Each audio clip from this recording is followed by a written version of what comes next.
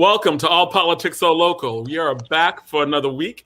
It is May 28th, and you know, if it is the fourth week in a month, then it is the disciples. So I'm going to hand it over right now to Minister Abdul Haq Muhammad, Reverend Louise Roundtree, and Pastor in the Hood Ali. This is the disciples. This is your show. Welcome for another week. I heard you're going to have a really nice show tonight, man. We plan on it. God willing.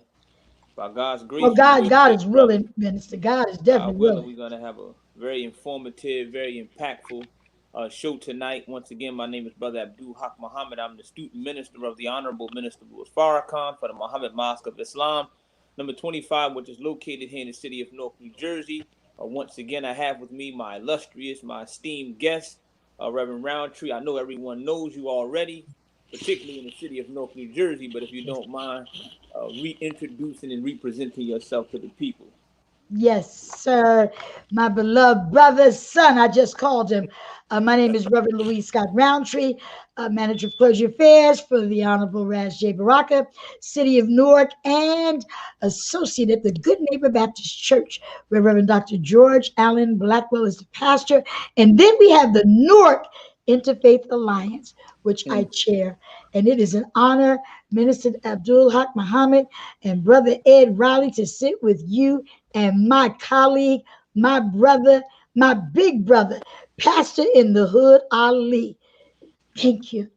Pastor Ali, same with you. I know everyone in the North area is very familiar with you and your work, affectionately called Pastor of the Hood. So, brother, please, if you don't mind, reintroducing and presenting yourself again to the people, the audience.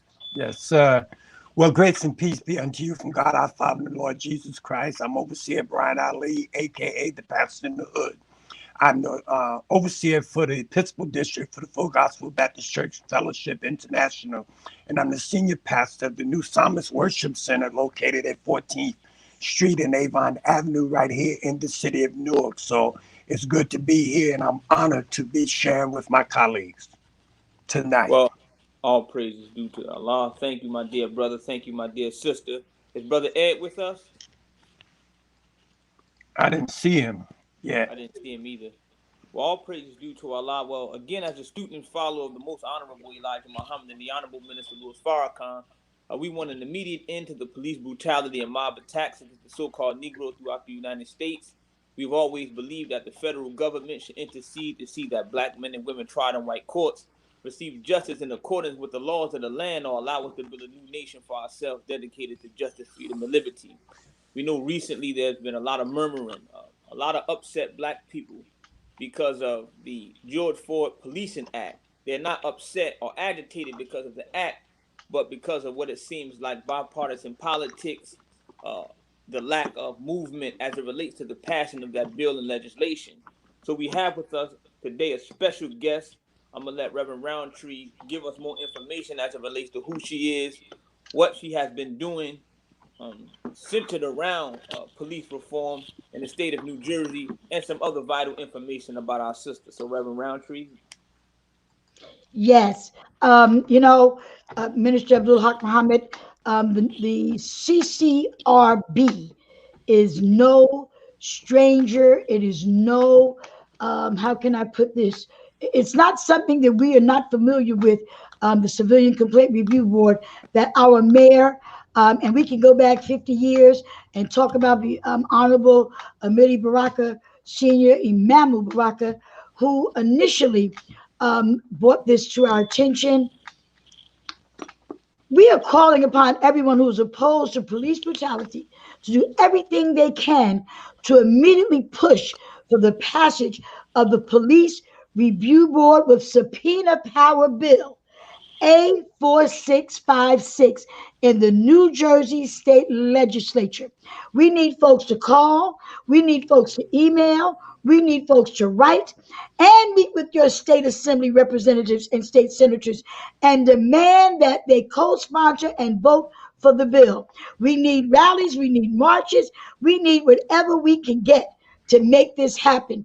As you know, Pastor Ali, this work is not new to you. Not Minister new. Abdul Haq Muhammad, it's not new to you. But the truth of the matter is, Pastor Ali, you are very, very familiar with the fight. You're very, very familiar with the battle. And they're doing everything they can. There are people, there's never 100% for, and there's never 100% against. But a closed mouth don't get fed. They say that. Mm-hmm. They say if you knock, the door shall open. The Bible also declares that we have not because we ask not. But then we also have to push.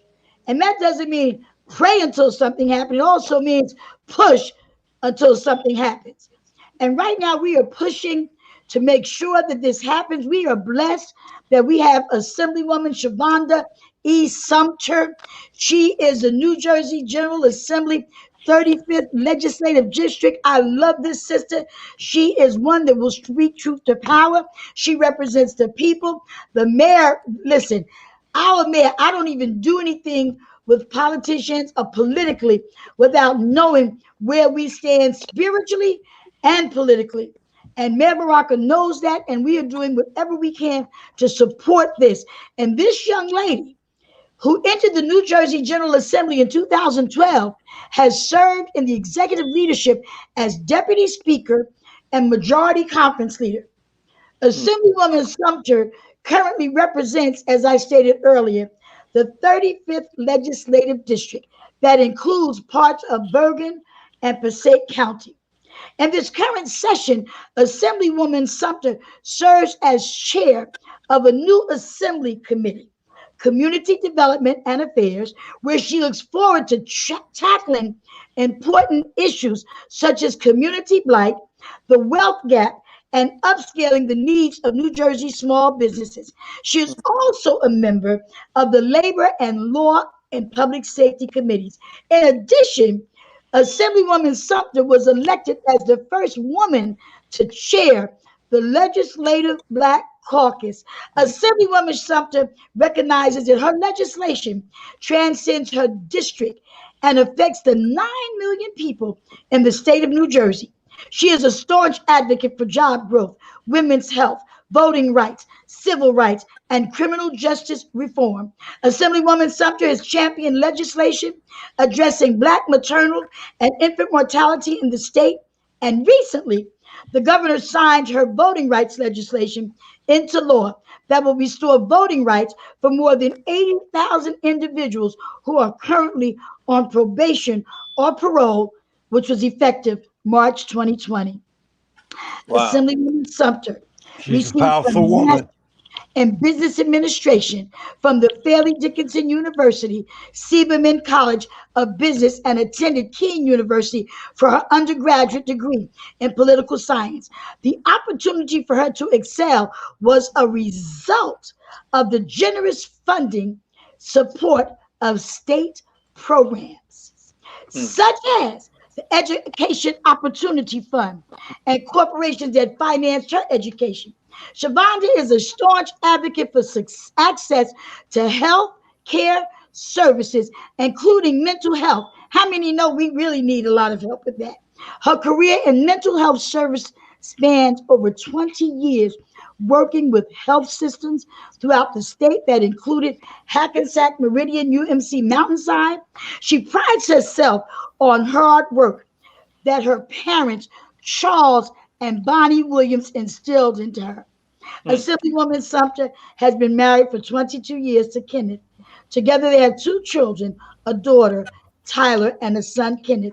She continues to work hard with a purpose because she believes to whom much is given, much is required. Let me just finish that statement as I introduce this phenomenal, awesome, trailblazing, legislator, assemblywoman. The word says to whom much is given, much is required, but that upper piece is to who's committed. She's committed to the work. She's committed to the people. She's committed to her assignment. She's committed to her family. And we are blessed, disciples. Pastor Ali, we are blessed, Minister Abdul Haq Muhammad. We are blessed, Jonathan, to have Assemblywoman Shavonda Sumter on All politics are local. The best number one hip hop nation, WRNU. Come on here. Let's welcome our Assemblywoman, Shavonda Sumter. Well, she's gonna be on at 6:15. Yeah, Am I too early? yeah, Did we I have go too You a little fast? early. great job. Naeed, I was so excited. Do you hear me when I say about this You sister? did the whole show, just Wait a on minute. the introduction. Jonathan said, "I do the introduction Listen. while you were killing it." Listen. When I She was tell you excited. this She was sister, You got to do it She was all all the over way again. in. no, I'm not gonna do it all over again. Well, Reverend Roundtree, Robert, you gonna talk about that CCRB in that bill while we wait on this sister. yeah, That's Reverend what you gonna You do. were laying it on heavy. but I know Brother Zaid, Pastor Ali, Reverend Roundtree, you spoke about in your introduction that Reverend Ali is not a stranger to the Civilian Complaint Review Board leaders, neither is Brother Zaid. But Brother Zaid, very quickly for those in the listening audience, if you can just explain to us what the Civilian Complaint Review Board is and what has been some of the hiccups or setbacks as it relates to trying to get it passed. The Civilian Review Board is a civilian oversight entity that has been called for by communities like Newark that goes back to the early 1960s, really since the aftermath of the epic Harlem Rebellion in 1964, even before ours in Newark in 67. Oh wow. Right? And we've always meant for them to be strong oversight mechanisms. But as soon as they were put into play, starting with New York City, there's the police unions. The New Yorker was the PBA, and other places it's the FOP, and some places it's both. Right? Now, Brother Zaid, just very quickly, because we have a young listening audience. I know. That's why I'm trying to give the short version of the long view. Yes, sir. They're very new to some of the language you're saying. Yeah. But young folks need to understand that this ain't no fly in the park, thing. This took some struggle, right? But from its beginning, right up until now, right, the thing that prevented the Civilian Review Board from having the power to make the difference in our lives, to prevent things like police brutality, was because police unions have got onto politicians to block them from having the kind of power that they need. Subpoena power, independent investigations, community composition, and discipline that sticks. When we put ours together under the leadership of Mayor Ras Jewel Baraka, we put it together with all of those components. But what happens? We go into court, and this is FOP that tried to block that again, and the New Jersey Supreme Court just this past summer agreed with them and tried to block it. But the short version, the task before us now, based on that decision, they punted any meaningful developments around the issue to the state legislature. So they said if the state legislature can evolve something that gives Newark or any other community the kind of authority that we wanted to have, that is up to the legislator to do. So now we are in a situation where we are in the process of having to do that. There's an assembly bill and a Senate bill that's being floated around now. And the assembly bill is the strongest one, and that's what we're really trying to organize around.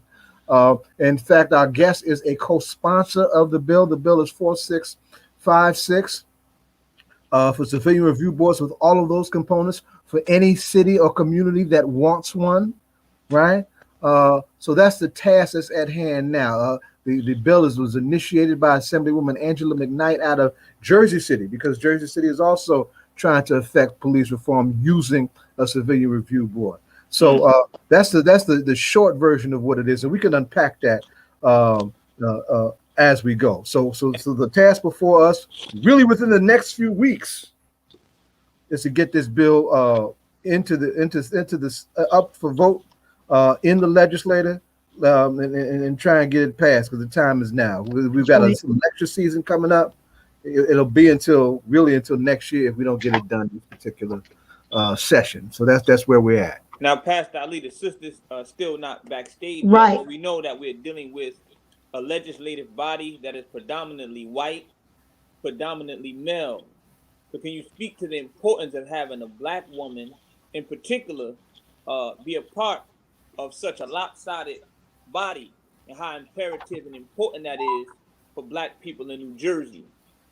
It's very important. I believe that because when the Supreme Court took away us, at the time I was sitting representing the Newark Anti-Violence Coalition on the CCRB, when they took away subpoena power, what they did was took a bite out of what we needed at that time and what we still need. Without the subpoena power, they almost kind of made us infertile, so to speak.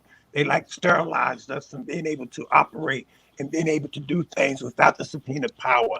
And so what it is that our young Assemblywoman has picked it up. And what they tried to do, they figured because of what you stated being lopsided, so to speak, that they would kick it to the legislature and us kick it to the assembly, and they wouldn't even bring it to the forefront because everybody would be agreeing with the FOP, et cetera, et cetera. And I see, but now that she's picking it up and going at it strongly, now what they thought they tried to work for our works is God's going to turn it around and work it for our good, so to speak. What the enemy meant for evil, that's what I wanted to say. God's going to turn it around and work it for good. So I see she's waiting in the wings, so I'm going to get out the way and we can hear from her. She is our So is Jonathan. Jonathan right I on time. just wanted to say she's here. And I know, I just talked to her on the phone. Wait a minute. Y'all don't know. She was waiting for us. She was already on. She was like, "You ready for me?" I said, "Girl, I done did this long introduction, and we've been waiting for you." She was waiting for us to be quiet because she was sitting in the back. She said, "Should I come in now?" I was like, "Oh, yes." But you heard the introduction. Everybody heard the introduction. She's here now. Let her speak. We introduced you, Assemblywoman. We love you. It was down your hands. Thank you. And it's so good to be on with you all on this Friday evening. Thank you for picking up a very, very important topic. As I heard you all talking about the history and how we got here and how this issue landed in the New Jersey legislature's lap. Our mayor, our friend, Mayor Ras Baraka of Newark, took on the task of setting up the CCRB board, empowering his residents in Newark to have civilian oversight. Now, we were not looking, nor was the mayor looking, to disempower people, right? We wanted to set up a civilian review board so that any complaints that they can seek redress for and have external check mechanisms for our police departments and internal affairs departments. The Supreme Court, the state Supreme Court of New Jersey, said that they stripped some of the powers from Newark's CCRB and said that the state legislature had the responsibility to determine if subpoena power could be added to these civilian review boards, as well as granting the ability to conduct the reviews with civilians. So we're here now. So we have a bill which is A4656. A4656. That's the Assembly version. My sister, Assemblywoman Angela McKnight, has been a champion of this bill since last year. So when folks ask, what have we done since the untimely death of Mr. George Floyd, not only have we prayed for his family and, of course, stood in solidarity in the ways that we could in New Jersey with Minnesota for police reforms, but as the Legislative Black Caucus, we went to work.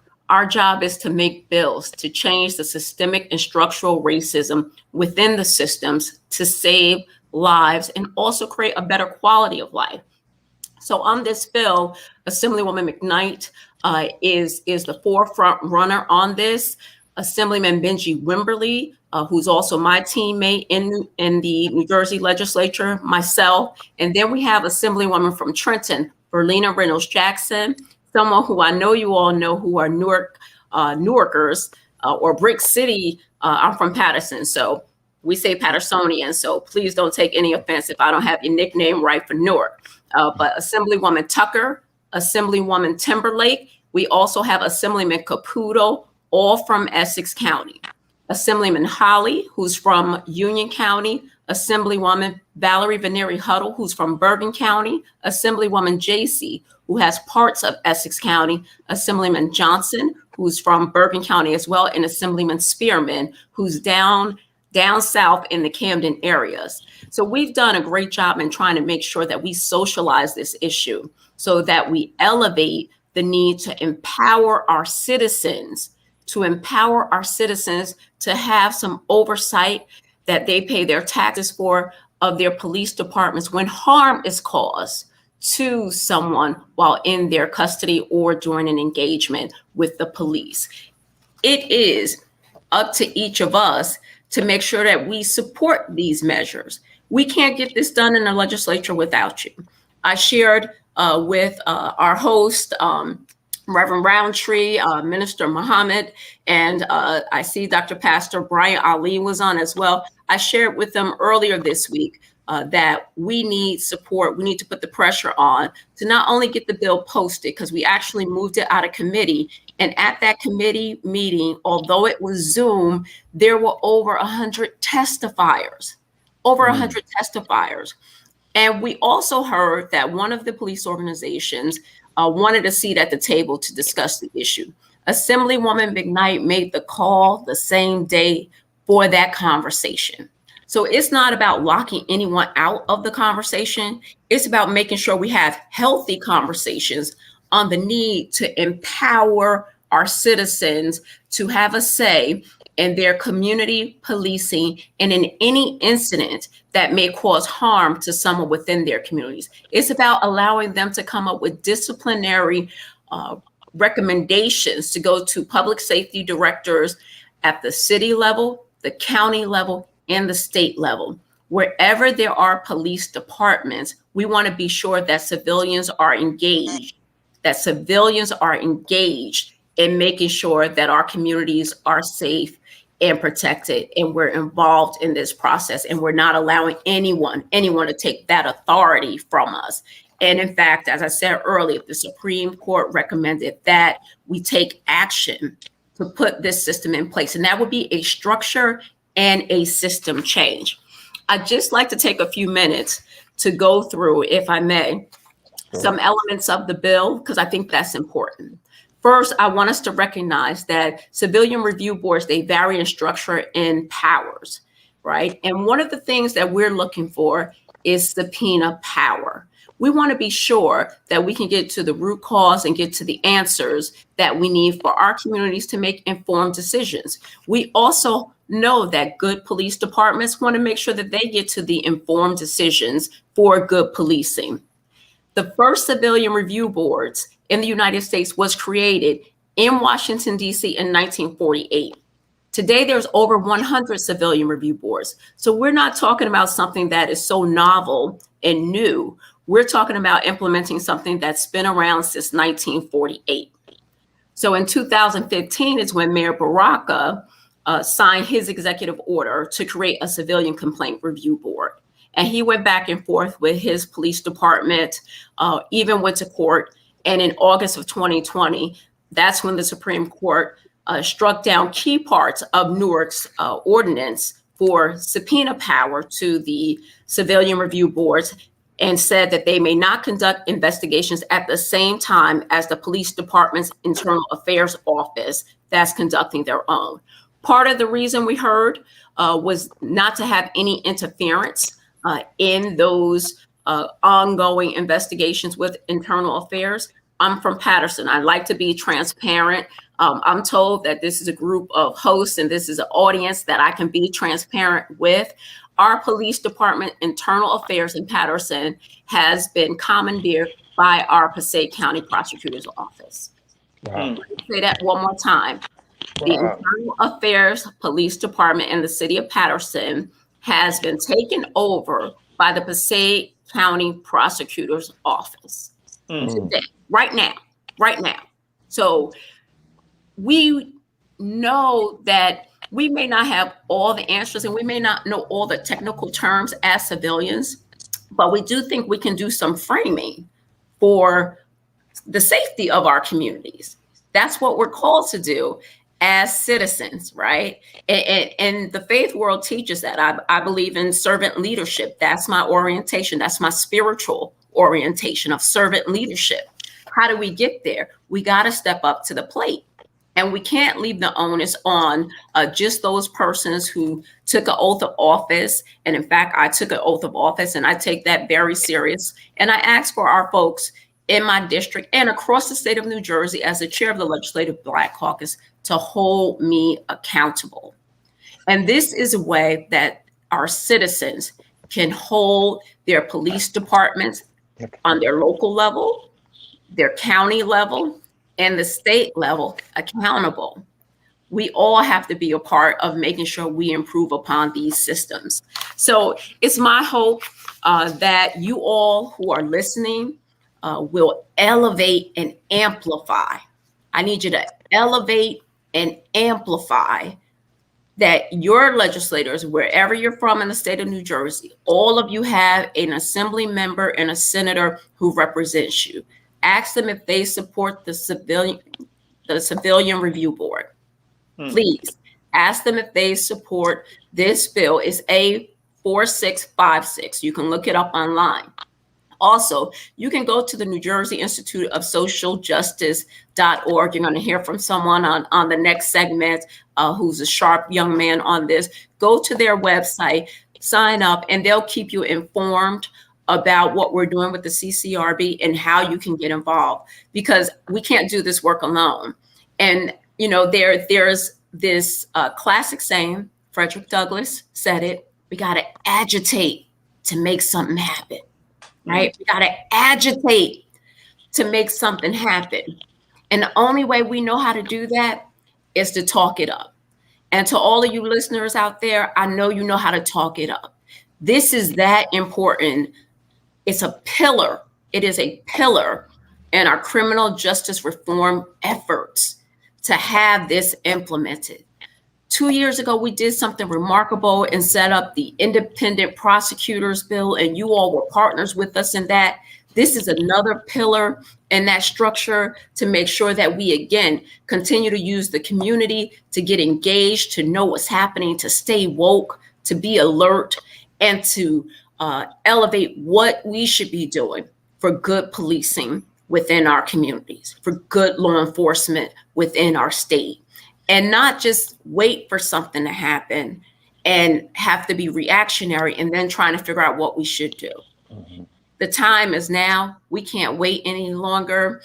So I'm going to pause right there because I don't know if I'm leaving room for some questions or how we're going to engage. So if someone can give me some direction, that would be helpful. I do want to, Assemblywoman Sumter, I know there's a time frame, and you have time. Is that correct, Pastor Ali? She has time to share. Yeah, we got on time for another 33 minutes. Okay, and we want to get everything we can. I know there's a time frame associated with this, Baba. Minister Abdul Haq. It's not like we got the next 6 months to make this happen, Minister Abdul Haq. We're working with a time frame of mobilizing and motivating and agitating individuals to get this done. And we're working with a small window, Yes. which means that we have to do everything we can on every platform that we have to push everyone that we know to get this train moving. It's already moving. It's already at the station. It's just that we got to make some stops along the way, pick up some people and get this thing going so that within this time frame. So Assemblywoman Sumter, we're going to turn it back over to you to add whatever other information that will help our listening audience or Facebook audience help us get this done. Well, Reverend Roundtree, before you do that, I just would like to ask Sister Shavonda something. Yes, sir. Esteemed Assemblywoman, if I could, because as a student and follower of the Most Honorable Elijah Muhammad and the Honorable Minister Louis Farrakhan, we want justice, equal justice under the law, and we want justice applied equally to all, regardless of creed, class, or color. Right now, Black people in America are a little disheartened because with all of this anti-Asian sentiment that's in America, we just seen the United States government and Congress move expeditiously to pass legislation and put things in place to protect our brothers and sisters in the Asian community.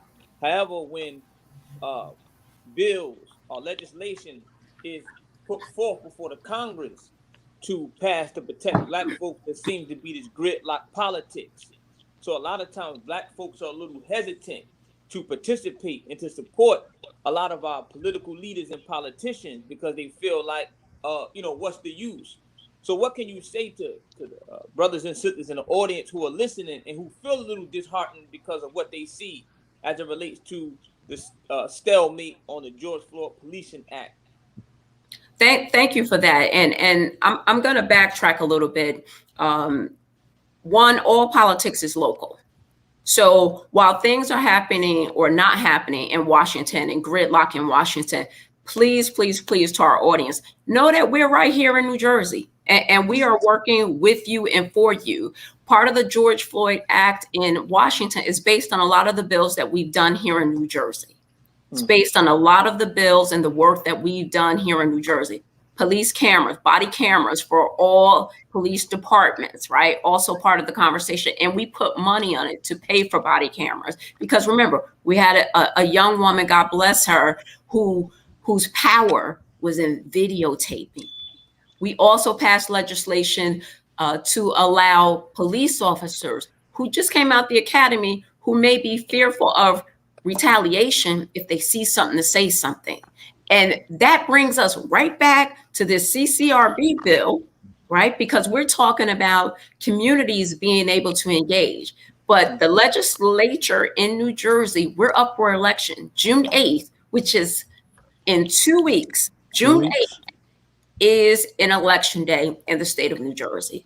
We need people to vote just like they voted in November to put a new administration in Washington, D.C., and voted in 2 senators from Georgia, one a Jewish man and one a preacher from Georgia, Reverend Warnock, who changed the balance of power in the Senate, and we kept control of Congress, and we got the White House.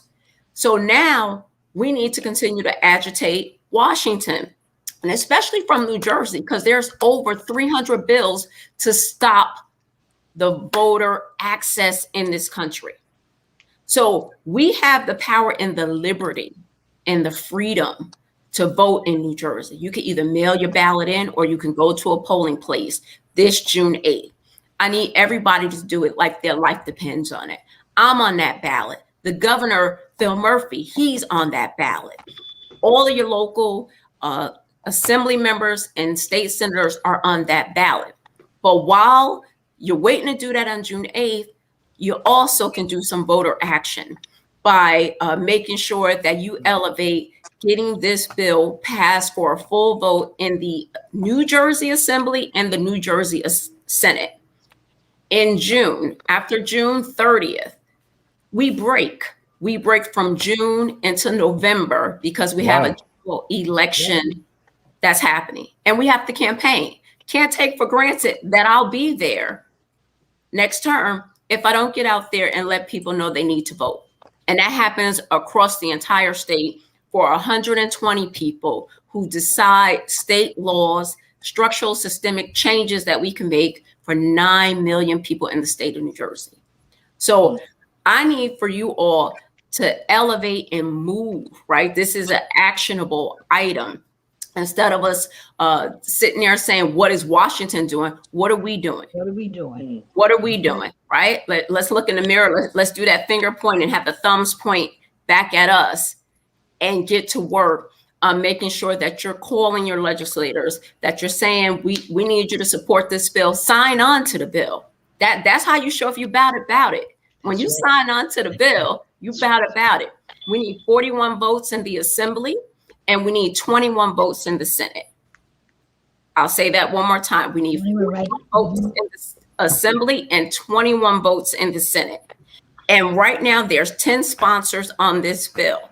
Let's push to get some more sponsors of this bill because that guarantees you a vote. Because who's going to vote against themselves? And who's going to vote against the people who are paying attention to what they're doing? Mm-hmm. And in a pandemic, what we found in a pandemic where we couldn't move about the way that we normally would move about, more people voted and registered to vote in a pandemic than in the history of the state of New Jersey. There were over 400,000 new registered voters.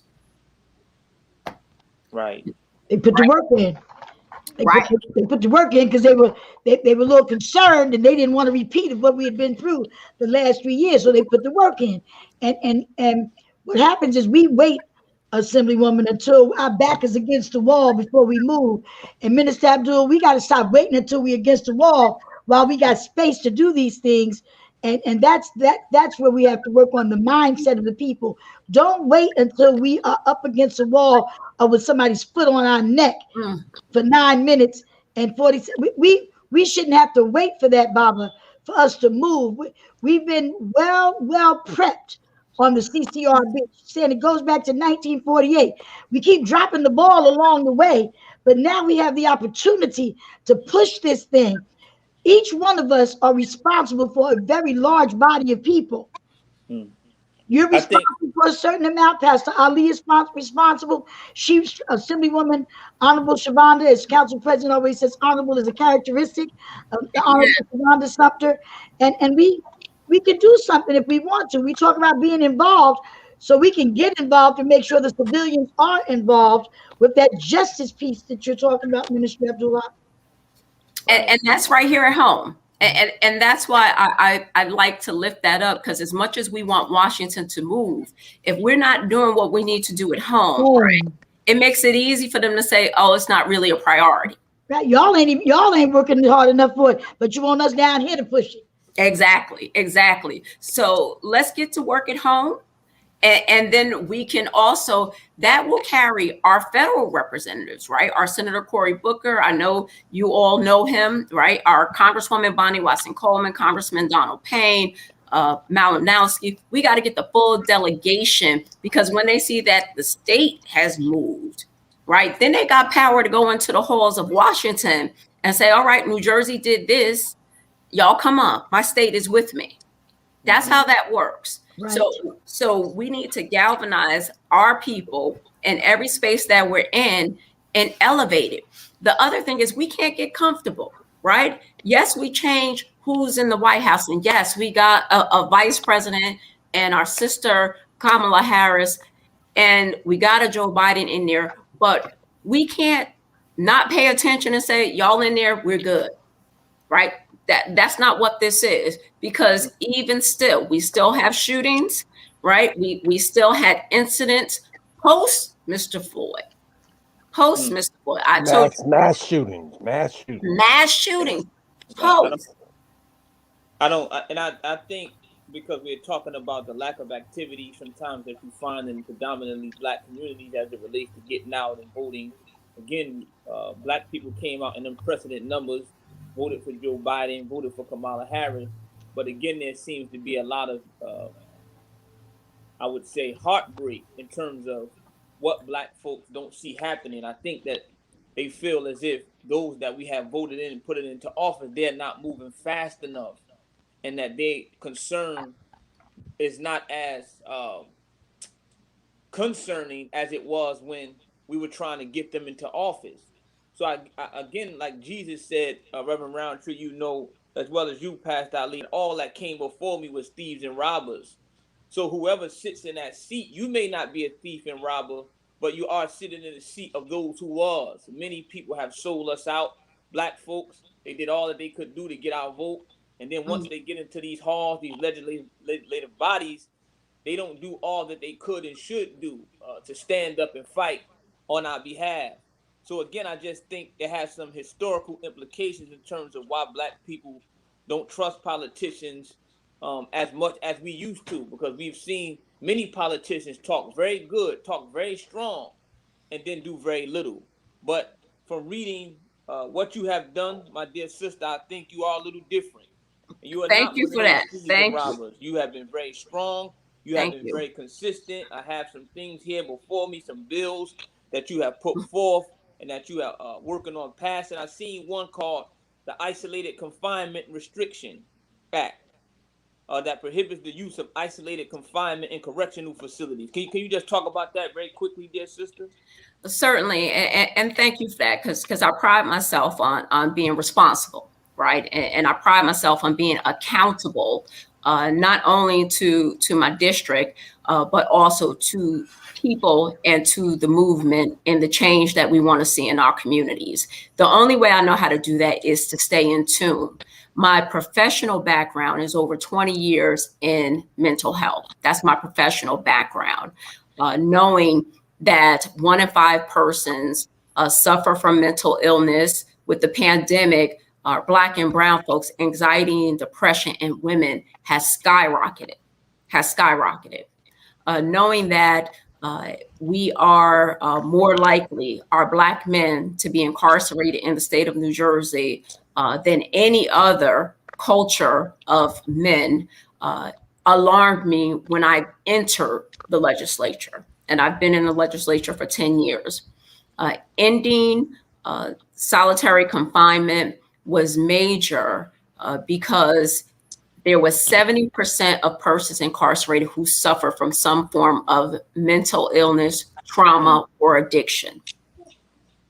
So 70% of persons incarcerated suffer from mental illness, trauma, or addiction. Wow. Isolation only exacerbates that. So making sure that we were conscious of not continuing the harm. And I know you all have heard the stories because you all are a healing circle and have your hand on the pulse. So for those folks who have been disheartened by elected leaders or feel that we haven't moved fast enough, and I say we because I'm in that system and I'm working hard. I'm here with y'all on a Friday night. That's a holiday weekend. That's how hard I'm working, right?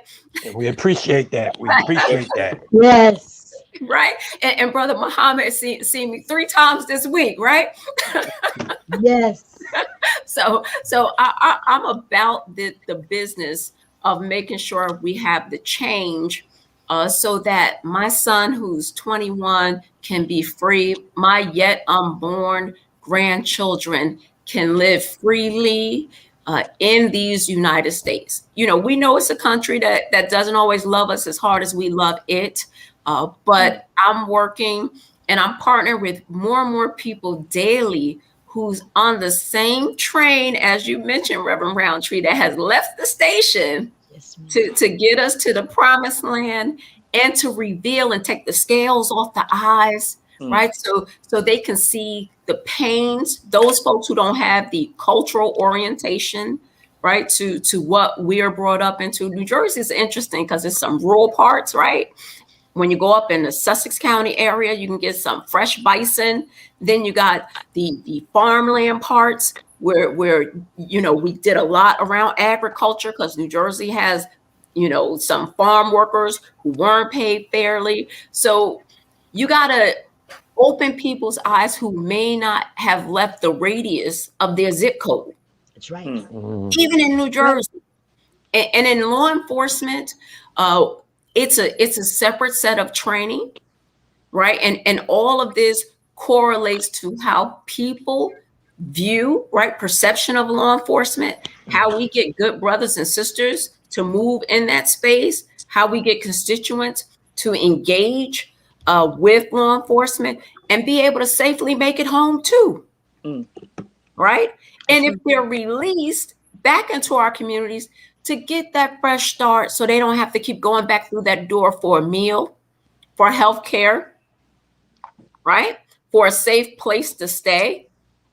Let's tell some truth, right? Yes, ma'am. Let's tell some truth. That's right. That's right. So we need to constantly stay engaged. And I like to hear what people are saying. Because again, if I'm only talking to myself and like-minded people, then I'm missing it.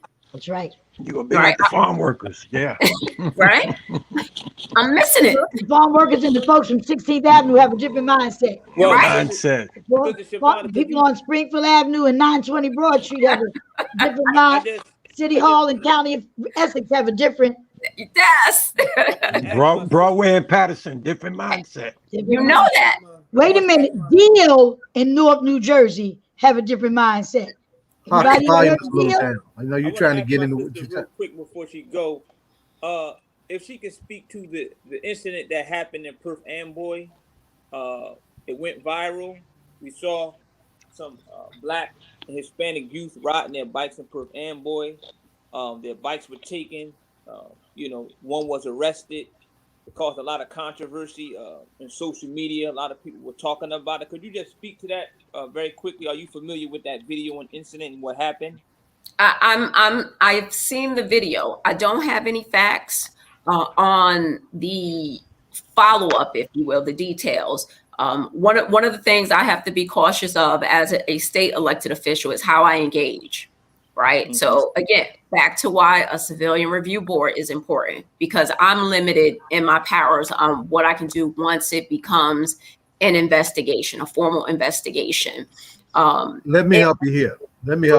Right? Please. We've had Cookie Rivera on from the Latino Action Network, and she's in Puerto Rico now, attending to an ailing family member. We need to have her back on because she did address it. She addressed it in blast. In fact, one of the things that happened in Perth Amboy is that they wanted to talk about evolving a civilian oversight, but they wanted to stay within the guidelines that was dictated by what happened to us when we lost our power. And they're struggling with that community. Say, no, you want a civilian review board. You want a civilian review board like what we're fighting for. Right. Right. Well, one of the things I want to make very clear to everybody is that we do not want to sign the civilian review boards that are already in place that have made no difference whatsoever on the question of police reform because they lack the authority that they need to make that difference. We want what we need with the authority that we need to make the difference. So let me just let's bring it this way. Let's bring it back to the original question, right? We are, this is an old fight to get what we want, right? In New Jersey, in the Assembly, in the Senate, where is the difficulty that we need to anticipate? Where are the obstacles? Who needs particular kinds of engagement and pressure for us to get this thing to the promised land, Madam Assemblywoman? Let's make it plain, and so we clear what we're up against. Listen, I'm going to make it. I appreciate that question and talk to. I always like to engage your local assembly member and your senator. Make sure they're on this bill. Please make sure they're on this bill. Make sure they know it's important to you. It's important to the communities which they serve. They need to know that. So it's not, hey, it's just these 10 legislators that's taking this up, or it's a Mayor Baraka issue. That's right. Or it's a Perth Amboy issue. We need every assembly member to know that this is important to our communities in its totality. We not only want them to know that, we want the speaker, which is Craig Coughlin of the New Jersey General Assembly, to know that our folks, y'all got our back. That's right. Right? Y'all the wind beneath our wings, pushing us forward. So we didn't just dream this up, right? So right. There's support for this. We also want the Senate President, who is Steve Sweeney, to know that people want this and they don't want it watered down. They, right? Y'all not asking for this with no powers. And truth be told, the New Jersey Supreme Court said, legislature, do this. That's some power thrown back at us, don't y'all think? Like when growing up, Supreme Court would tell me I had to do something. and that that's some power right there. So as we want to elevate where our direction is coming from, right? That's right. The state Supreme Court said we should do this. How about that? Well, I'm gonna tell you something. I wanted to cuss the state Supreme Court out. I'm a totally different on that. Meaning that, and let me make this plain, right? Meaning that we won in the New Jersey Court of Appeals. 90-page memorandum, unanimous decision. And they tell us in law school, right, that when it goes to the appellate process, if an appellate court is united in those kind of decisions, usually the higher court tends to follow suit out of respect for that. But that didn't happen when it came to New Jersey. Them folks in them white folks in them black robes, gave us some white folk justice. Right? We could have won there. Right? Now, to your point, they didn't completely knock that out of the box. They did punt at least to the legislature so we can take another step and have another fight. So here we are. Right. Wait a minute, so we still in the game. We still in the game. Yeah, but it's Still time in the to game. So I mean, but I want y'all to hear what she said also. She So Brother Muhammad, remember, important places. they tagged us in. They tagged the legislature in, so we in this now. Yeah, so you trying to be kind, but that's all right. Well, let me ask this question. Out of the 41 and the 20 votes that you need, how many people do you have on board that you know of? So I'm going to say definitive, and I'm going to take it from the names that I read who signed onto the bill, because that gives you definitive. When you signed onto a bill, that tells you who's about it. So that means that we need to work on to get to 41 in the Assembly and make sure we have 21 in the Senate. And I always like to go with 45. And if we can get to 23, but the Senate doesn't need it at all, just 21 is fine. I'll take, where we can get it. I do think we can change hearts. And as I said, take the scales off the eyes when they hear from the public that this is what you want.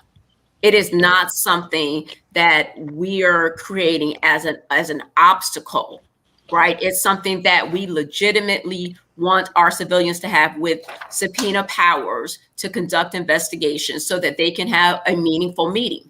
And let me just, as we look to wrap up, and I don't know how I didn't highlight this, but we put money in this, appropriate $800,000 to this. And you all know it's hard to have a mandate without having funds to support it. That's right. Right. It's hard to have a mandate without having funds to support it.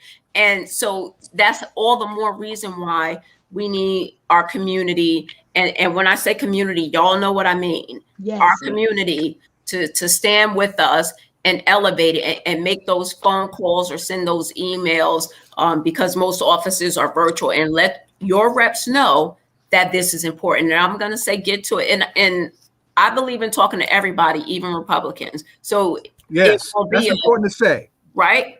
Everybody. We need to talk to everybody.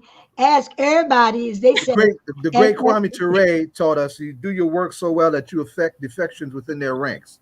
Right? So if and I'm saying that it's important for all of us here.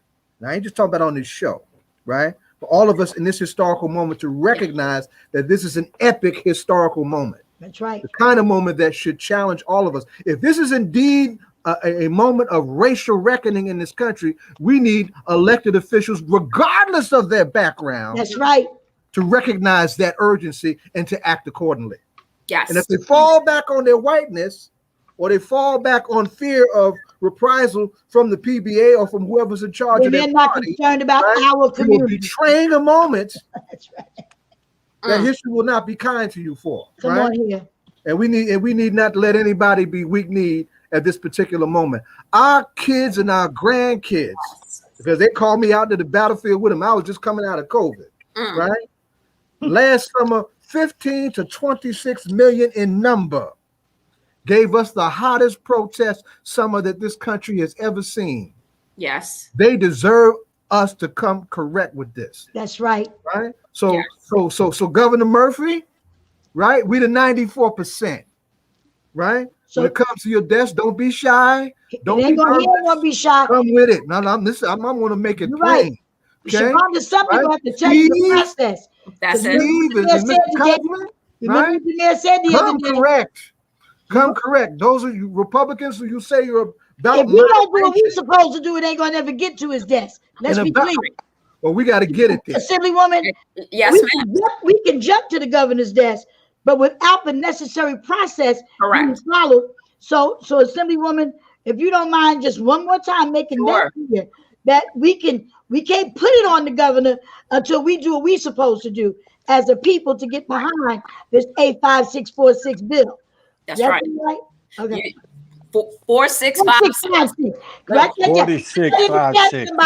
84656. Yes. That's the calling. Make sure you quote the right bill. That's 84656. But the truth is, there's a process. Would you please clarify that process?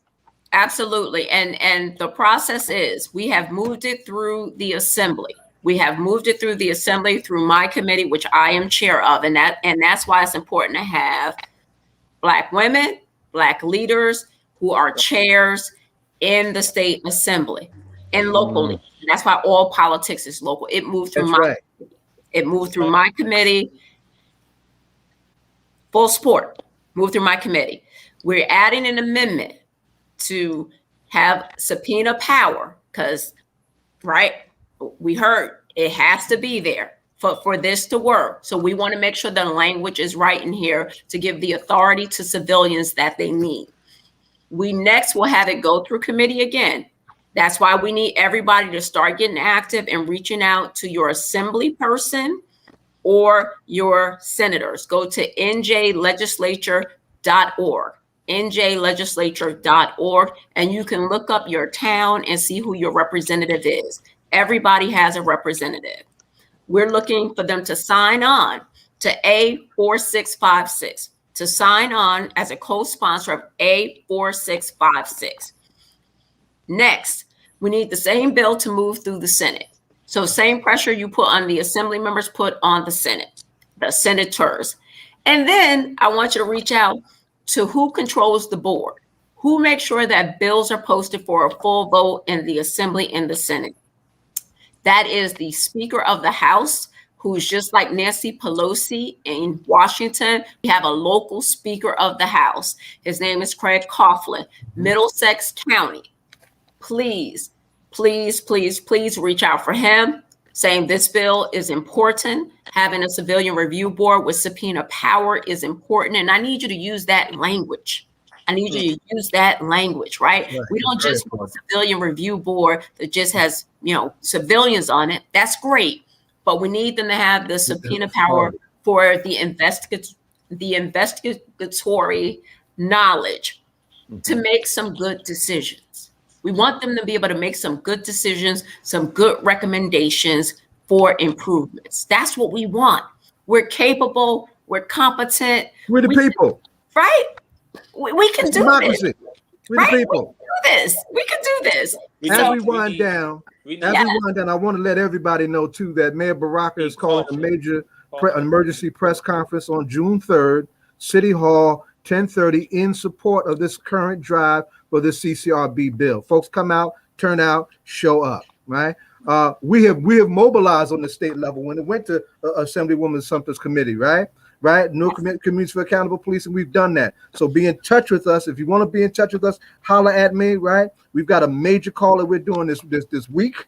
Right? And we have a major call next week to get that up. Middlesex County has been very good in this process too. I want you to know, Assemblywoman Sumter, yes, been very good. Highland Park, New Brunswick. Highland Park has passed a resolution in support of the CCRB bill and the police transparency bill. That's also up.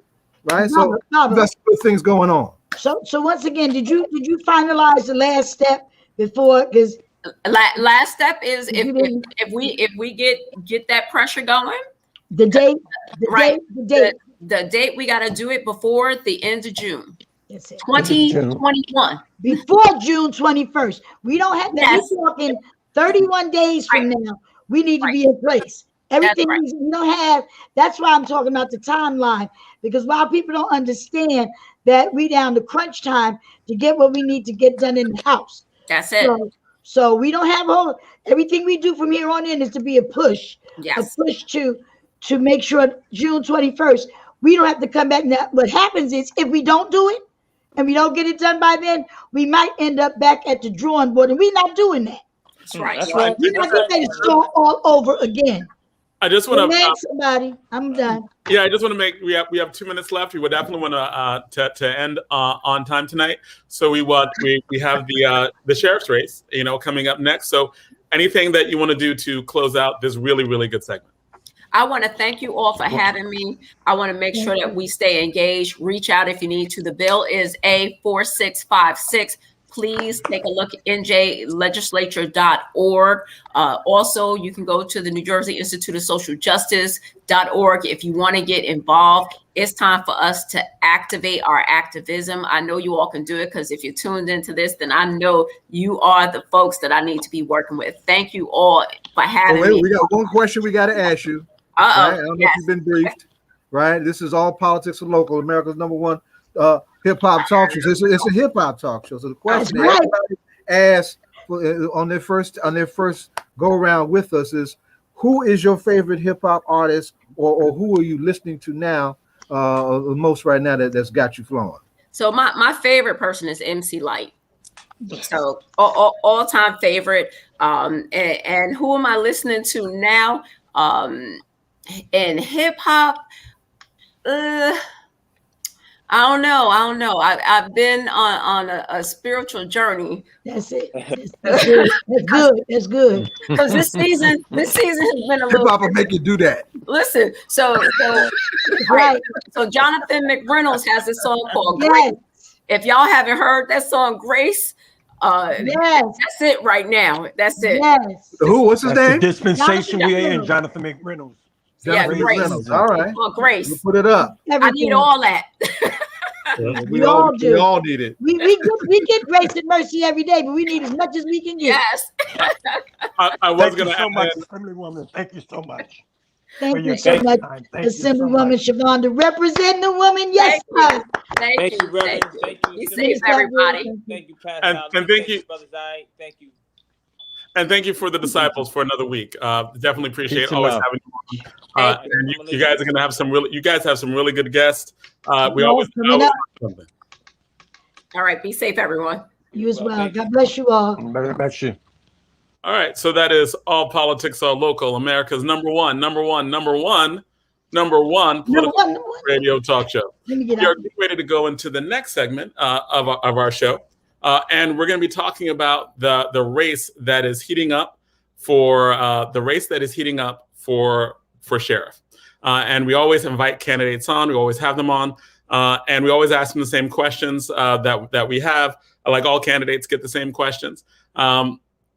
So for the sheriff's race in Essex County, we know that we have the incumbent Armando Fontoura, who is running for another term, and we also have a challenger, John Arnold, and John Arnold is with us today, and we're going to have this interview in terms of just asking questions about why vote for him for sheriff. We do this a lot on All Politics Are Local. We make sure that we are always trying to get people involved in elections, right? Like, why are these elections so important? Why is it so important that we vote, right? All the time in these things that we have. So you want to have the candidates on so that they can be free to express why vote for them. So all the candidates were invited on.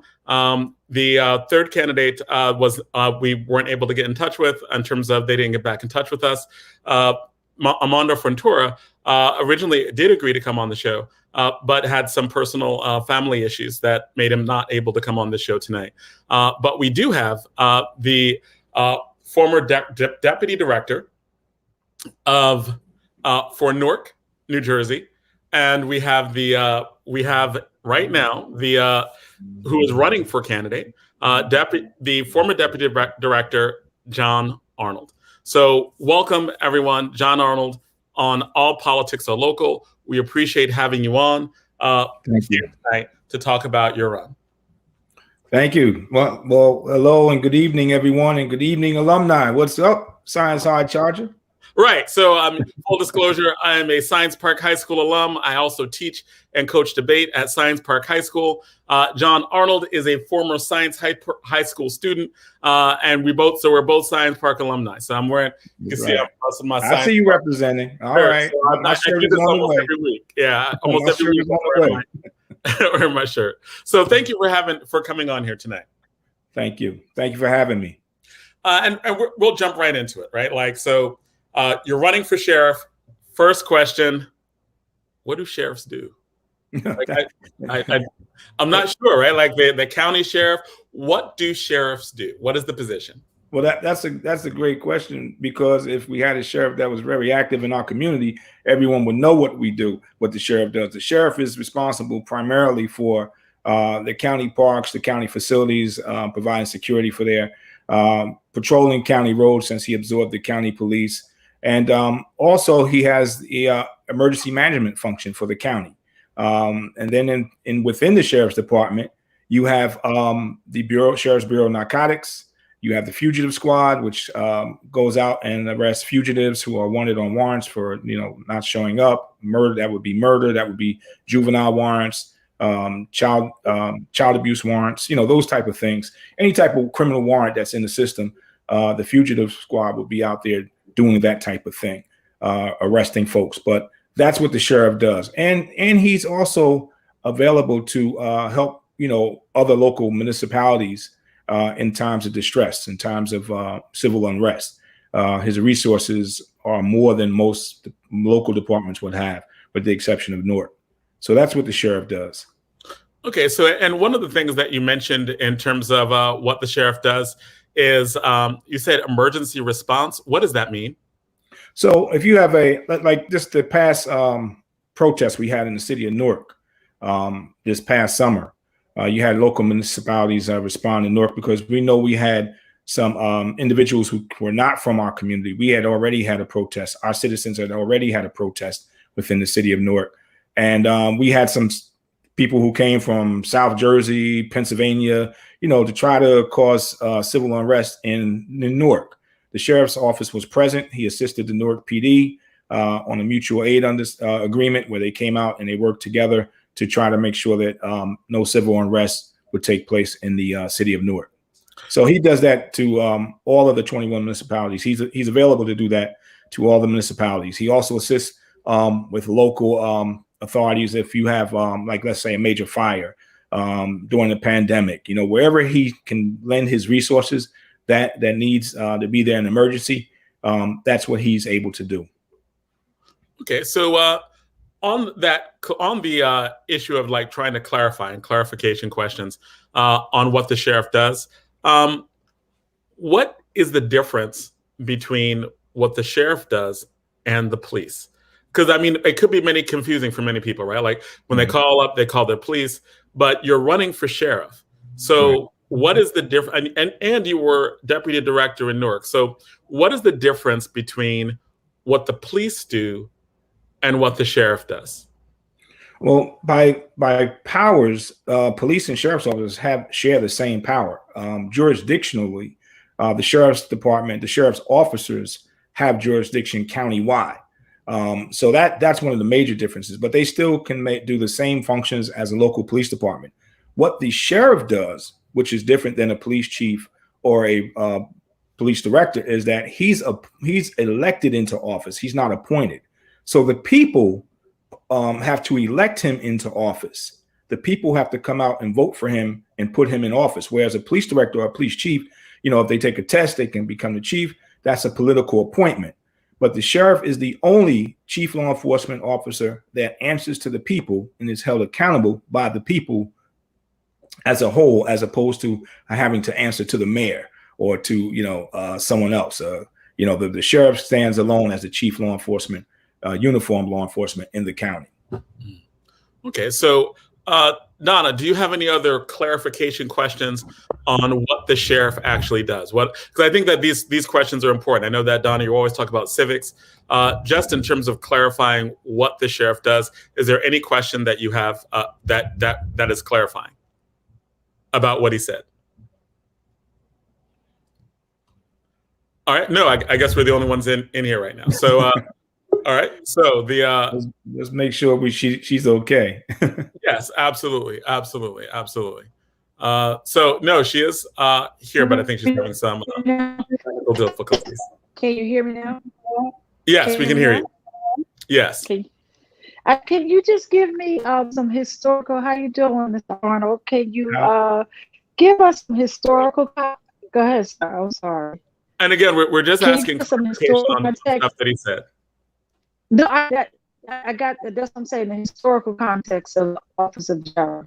Can you just because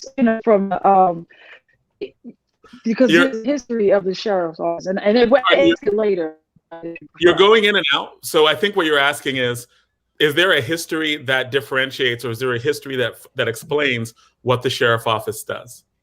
Well, historically, the sheriff's office has been the Essex County Sheriff's Office has been the busiest sheriff's office within the state of New Jersey, and the office has grown into so many other areas, and as far as assisting law enforcement. The primary responsibility historically of the sheriff is to, provide security for the county courthouses, the judges, the courtrooms where the judges are. But he also has expanded into bomb detection, narcotics detection, apprehension of narcotic offenders. At one time, the sheriff's office was the premier sheriff's office in the state, if not the nation. They had a bomb squad. They had a K9 unit, which they still have, but he tried to get rid of the K9 unit until the unions fought him and won, because there was no way that you can say that you're safely secure in the county of Essex and you're getting rid of the K9 unit, because the K9 unit is trained for so many different jobs that are related to law enforcement and protecting the citizens. So there's many things that the sheriff has done throughout the history of the sheriff's office. But the one thing that we have not seen is that we have not seen a diverse sheriff's office. We've always seen a sheriff's office that was led by no one of color. So in the 339 years of the sheriff's office, there has never been an African-American or Latino sheriff.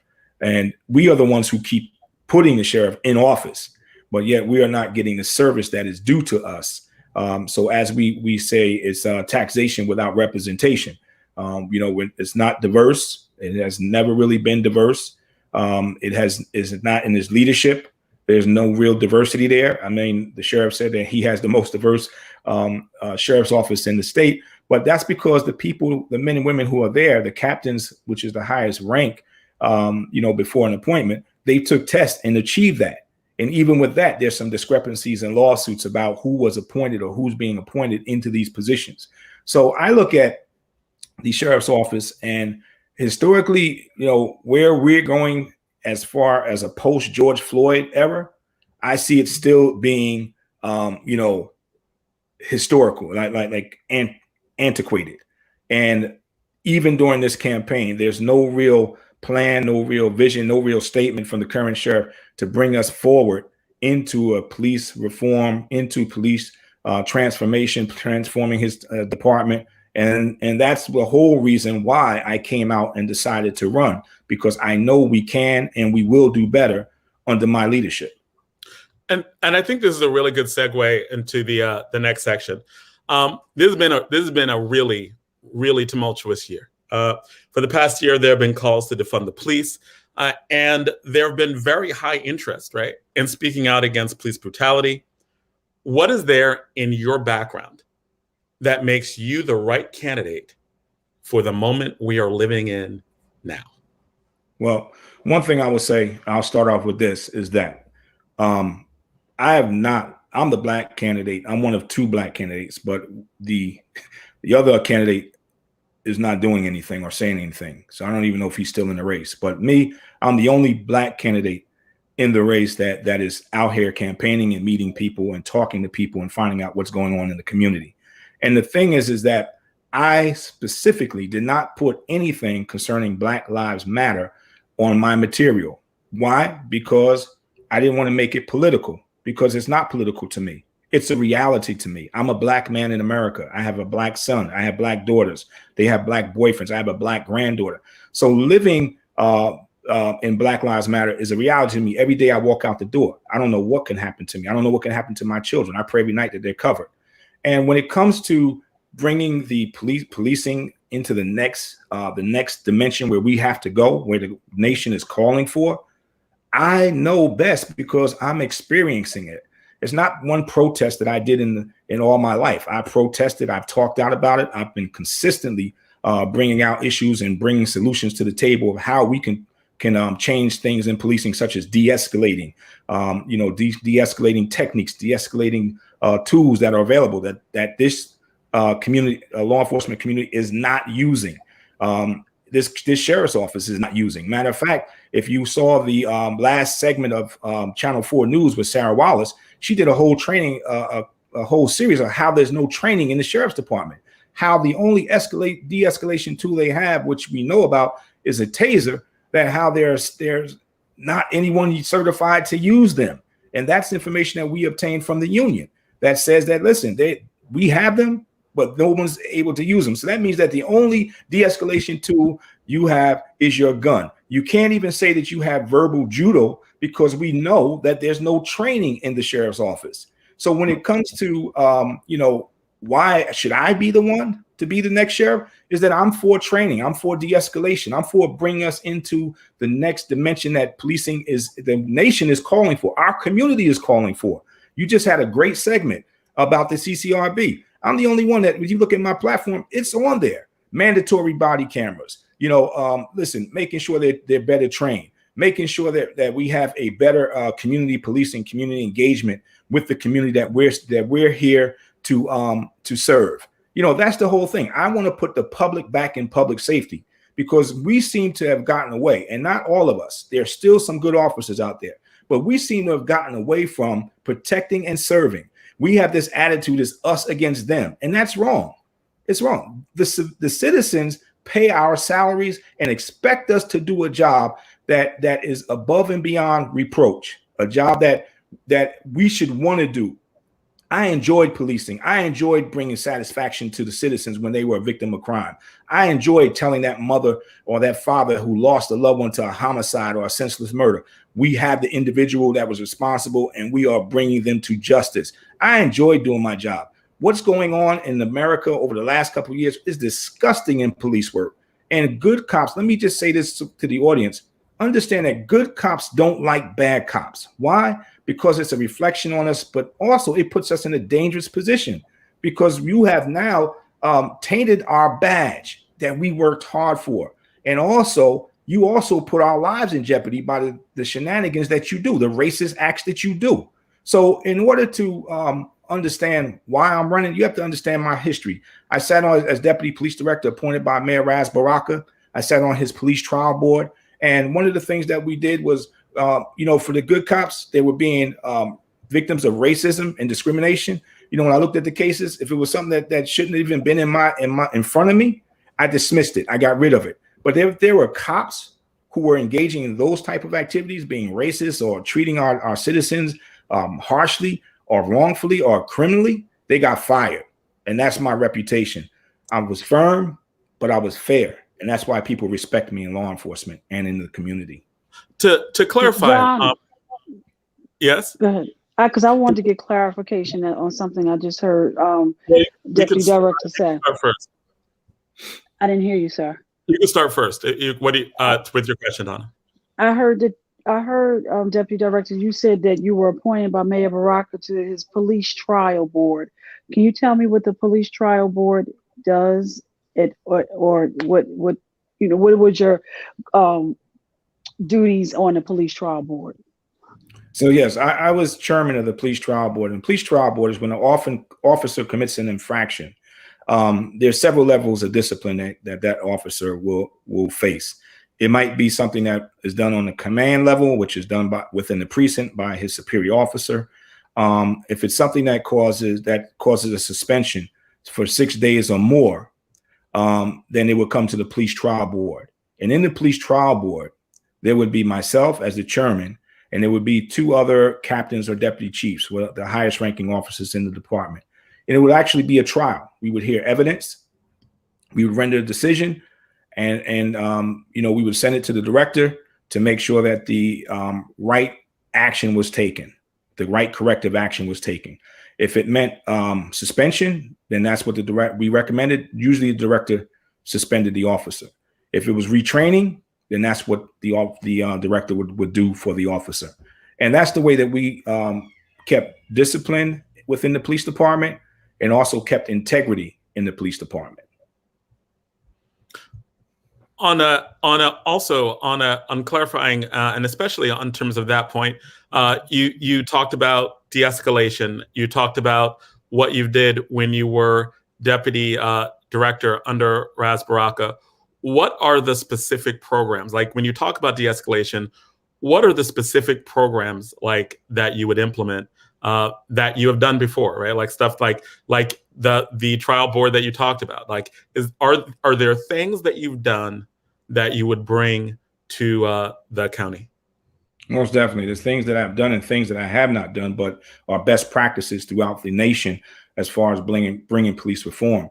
One, there definitely would be a police trial board there for the sheriff's offices, which I understand does not exist now. Also, we would bring training.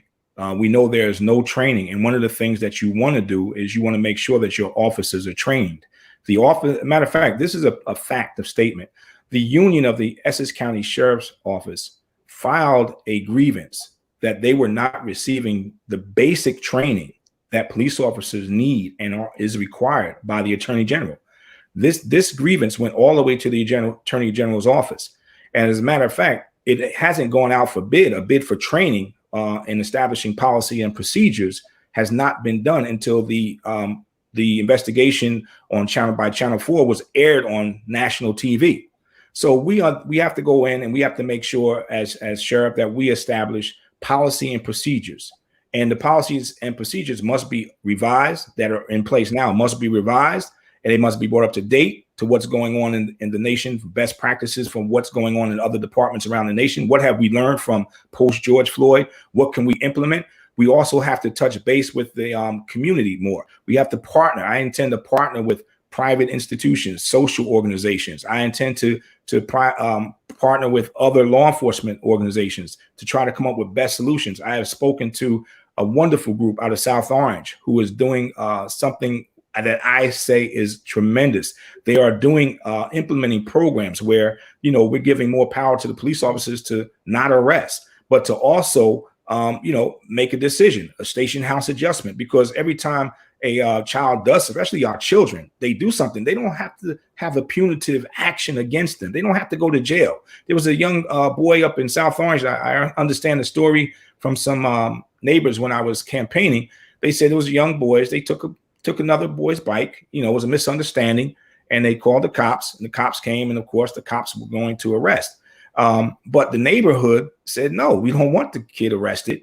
And then the cop listened to the side of the neighbors of the community. And you know what? The station house adjustment, child was let on his way. The bike was returned. No harm, no foul. Nothing was done.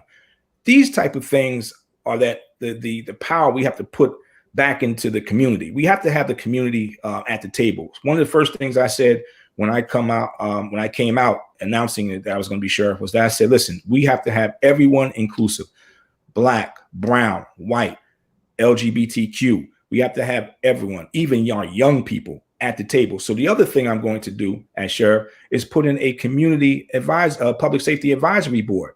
And that group right there, they're going to hold me, the sheriff, accountable. There'll be a civilian complaint review board, which is down the pike, that's going to hold officers accountable, but the community will hold me accountable. Why? Because you elected me to do a job. And you will, the community leaders will get to sit down with me as the sheriff and talk about, how am I doing? Am I doing what I said I would do, what I campaigned on? Not a list of broken promises. And this way they have access. The community will have access to me. You'll see me in the community. I'm never one to sit behind a desk. Even as deputy director, one thing I commend Director Venable that we did along with Mayor Baraka, we went out into the community every Tuesday and Friday and walked the community and found out what was going on. What could we do better? All of it wasn't the police action that was required. Some of it was, hey, PSCNG, the light has been out. It's dark. I'm kind of concerned about, my neighbor, about my daughter when she comes home late from working the midnight shift. Can we get something done? Yes, we had that ability to say, listen, this is a public safety issue. We need public service to come out here and put the light back on, fix it, whatever. They've been complaining about it for 2 weeks. It's dark. It's dangerous. We need to change it. But the biggest thing is I intend to be the sheriff that's in the community. I love the community. I love the people of the community. And that's where my strength is. And that's where my strength lies. Now, The question I have for you is that we talked about what the sheriff does. The sheriff department, they actually implement evictions. Yes or no? I'm just out of clarification. Yes, that's the civil part of the sheriff's department. That's a part of the civil process.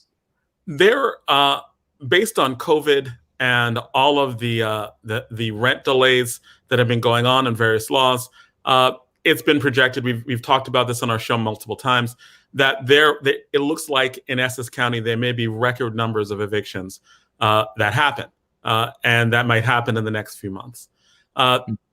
What are concrete things that can be implemented for the most humane response? It seems like if what people are predicting may happen, it would put the sheriff's office in a really tenable position. What would you do as sheriff to have the most humane response? Well, it's already and Jonathan, before and Director, let me also add to that, because the sheriff's officer serves is a part of the eviction process, but it also can be a constable or somebody else, or it can, so also are there, so when is a constable, is that outside of your jurisdiction, and what, how, all of that, how would you rein that in? So to make sure that there's a concise process and that it's not this person does that and that person does this. Well, yeah. Well, the constables are appointed by the court. That's actually they're also an officer of the court, and a lot of times they are the ones who actually go out and do a lot of the evictions. When it comes to the sheriff's office, as it is being done across the nation, that sheriffs are now saying, we're not going to do evictions, and because of the fact that we had COVID. It's inhumane. Now we understand that there are financial losses that are acquired by landlords. But let me say this: what I have seen is that landlords have gotten money from the government and is still very inhumane and are still proceeding through with evictions to try to continue the cash flow. And the thing is that, as sheriff, you can advocate. See, the sheriff is an elected official. He has to advocate for the community that he serves. And if it's something such as that's wrong, I as a sheriff, I would be advocating and I would be making, a decision to not evict as a part of just being humane and understanding, because we can't talk about, throwing folks out when they're at their rock bottom. I mean, first of all, let's be real. The state of New Jersey doesn't have it together. People are still not collecting unemployment. People are still waiting for unemployment. I mean, it's not their fault that they had, experienced a pandemic, that we went in a state of emergency. So as a constitutional officer, I have the ability and I have the obligation to make those type of decisions that are going to best serve the interests of the people that elected me to office. And I was going to ask Donna if she had another clarification question. We are reaching toward the end of this particular segment. Donna, do you have any clarifications on this very briefly before we ask that very last question? No, I think evictions is a big issue, and my statement would be, yes, we have to take a stand and just make sure that the process is concise and there's one process and not many process, because people sometimes do different things. So that would be my statement. Well, again, Donna, we're just asking for a clarification question because this is in there. So do you have a clarification? Is there something you said that you want to clarify? No, I completely understood. So no, just my statement. Okay. So we are coming toward the end of this particular segment. So there's a question that we ask of everyone. We're going to ask you that question, but we're going to combine it with when you answer this question, you could also tell us anything else about yourself and any other reason why we should vote for you. So the question that we're going to ask you is, who is your favorite hip hop artist, individual or group? And in the course of answering that, you could tell us any other reason why you should be elected as sheriff when it comes up on June 8th. Wakanda forever.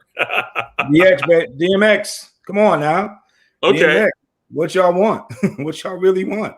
Y'all want to continue the same way that you have, not getting anything for the last 30 years, or you want to go with Arnold and get change in the community? The reason why I'm running and the reason why I'm telling the county residents of Essex to vote for me is because when I was asked that question, I gave a technical answer to one of my mentors, Mr. James Harris, who was the former president of the state of New Jersey, NAACP. And after I said that, he said, you know what? I don't like your answer. He said, just tell me what's on your heart. He said, and I said, you know what? To be honest with you, I want to be the sheriff because I know that I can be the example that young men and women who look like me can look to and say, you know what, there is hope in our police departments. A recent test projection was put out there for trying to get young people to join the police department, and it was very low response because our young people are so turned off by the police, and rightfully so. They watch something that none of us should have watched. They watched a man be lynched on national TV. And when you sit there and you say, you know, we want you to join the police department, it's a hard sell.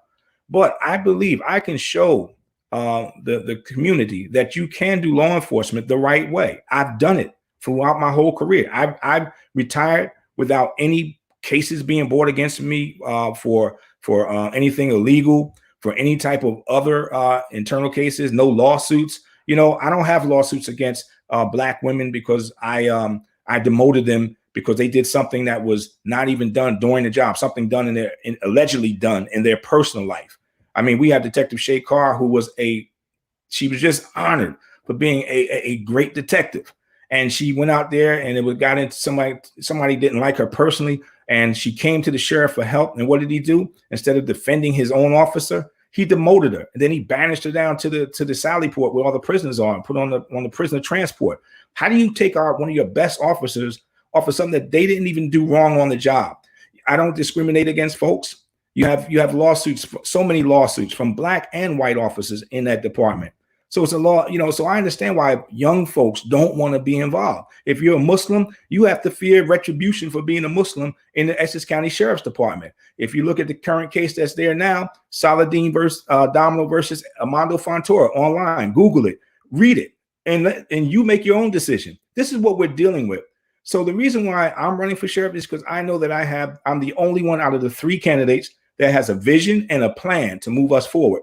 I have a vision and a plan to make sure that all of us are safe, but especially in the Black and brown community who have suffered disproportionately, that they will be safe, that we will take the measures to make sure that they're safe.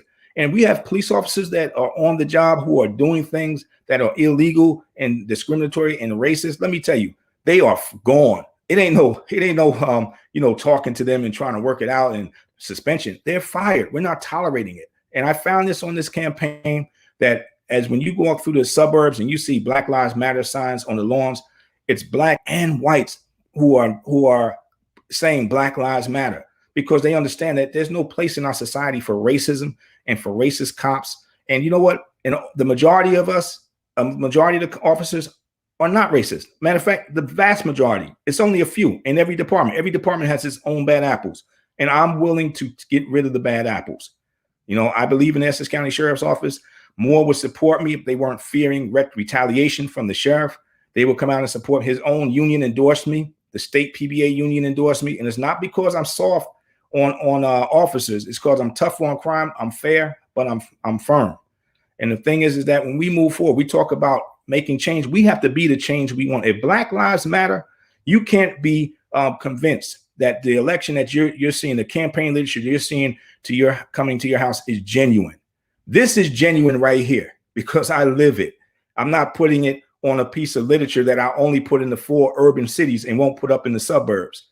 My literature is the same.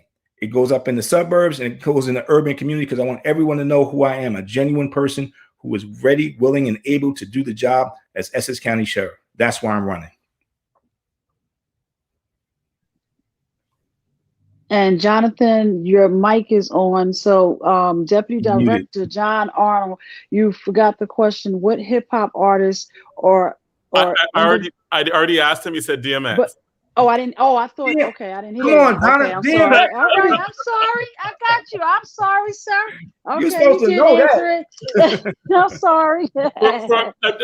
You did. Okay, I did. You said that at the top of the answer. I apologize. Right, and to be perfectly honest, like I did at first, I thought Wakanda Forever because right, exactly. Yeah. You did, and then you even gave us one of the stanzas. What you really want? Yeah. Okay. Exactly. Yeah. So thank you so much for coming on. Thank you so much for campaigning. Good luck. I know the election is on June 8th. Yes, June 8th. Everyone has to come out. It's not me against Fontoura, please, people. It's me against the Democratic machine. We have to change the balance of power, as Assemblywoman Sumter just said. And the way we're going to do that is we're going to wake up and we're going to go out in great numbers to the polls and vote for John Arnold. Listen, you can vote for line A, but when it comes to sheriff, drop down to C. You don't have to go line A all the way. Go down to C, bullet vote, make an educated vote. Line C, John Arnold for sheriff. That's what you need to do. All right, and thank you again for coming on, and good luck on June 8th, and everyone should come out. Right? Again, one of the reasons why we do all these interviews is because we want to make sure that people come out to vote. Voting is important, understanding what the issues are important, and we always want to encourage this civic discourse. Thank you for letting us do this week. Thank you for having me, and thank you for spending time, letting me spend time with your audience. God bless you. And thank you. Take care. All right. Thank you. Bye-bye. So that is another segment on All Politics All Local, America's number one political hip hop radio talk show. Now, just so that the audience knows, we did invite all of the candidates. Like, we were very clear. We invited all of the candidates. There was one candidate who never responded back. The current sheriff, the incumbent, had a family emergency. He was scheduled to be on. He did agree to be on, but did have a family emergency tonight. And that is the reason why he is not. And Jonathan, I want to go extra step to just let everybody know that, because I took the call that he wanted to be here, but as you know, his wife is ill, and that's pretty much known, and he could not, he had to take care of his family matter, but he wanted to be here. So I just wanted to express that, because I was the person that took the call on behalf of All Politics Are Local. Okay. All right. So far, I mean, this has been a really good show. It seemed to have a theme on it about 1 year since George. Let me ask the question, because one of the areas we did not touch was mass shootings, and mass shootings in the U.S. is almost becoming like a norm.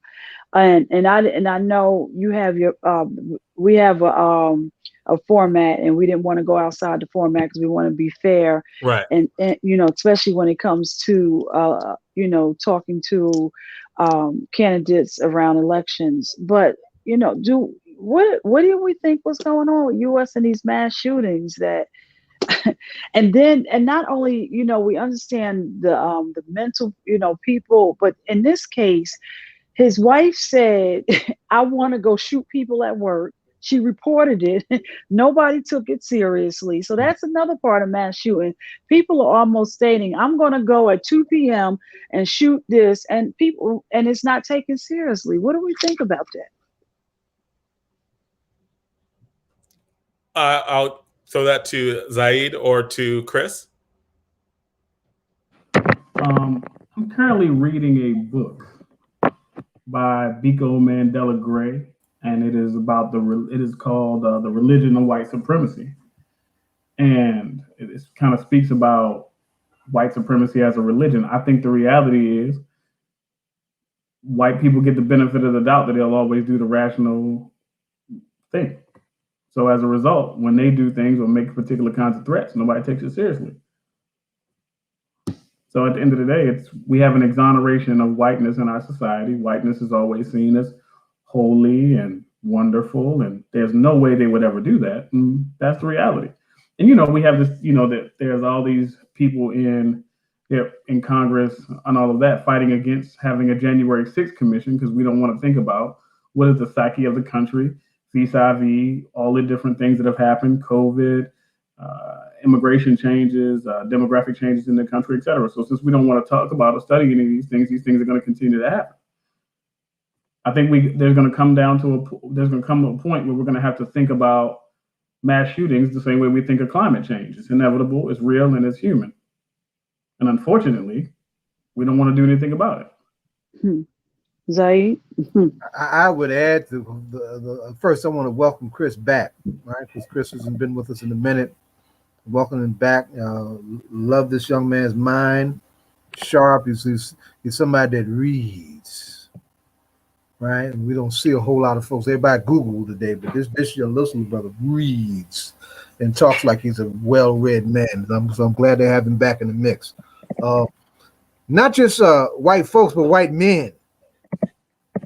This is a white racist and patriarchal paradigm where white men get the benefit of the doubt like no others, and they're the perpetrators, and for the most part of most of these mass shootings, you know, and no one wants to take that dimension or those dimensions that Chris and I are raising to task, and it needs to happen. It's just I mean, the stuff that I mean, our gun violence problem in our community is a little different, right? It's a problem, but we you know, we don't see the mass shootings like that. But here you have situations where there are clear warning signals, right? And they get ignored because, you know, our Johnny and our Pete and our Bob, they don't do those kind of things, you know, but they do.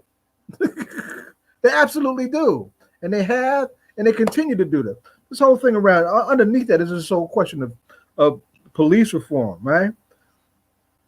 For most licenses, you got to train and take a test.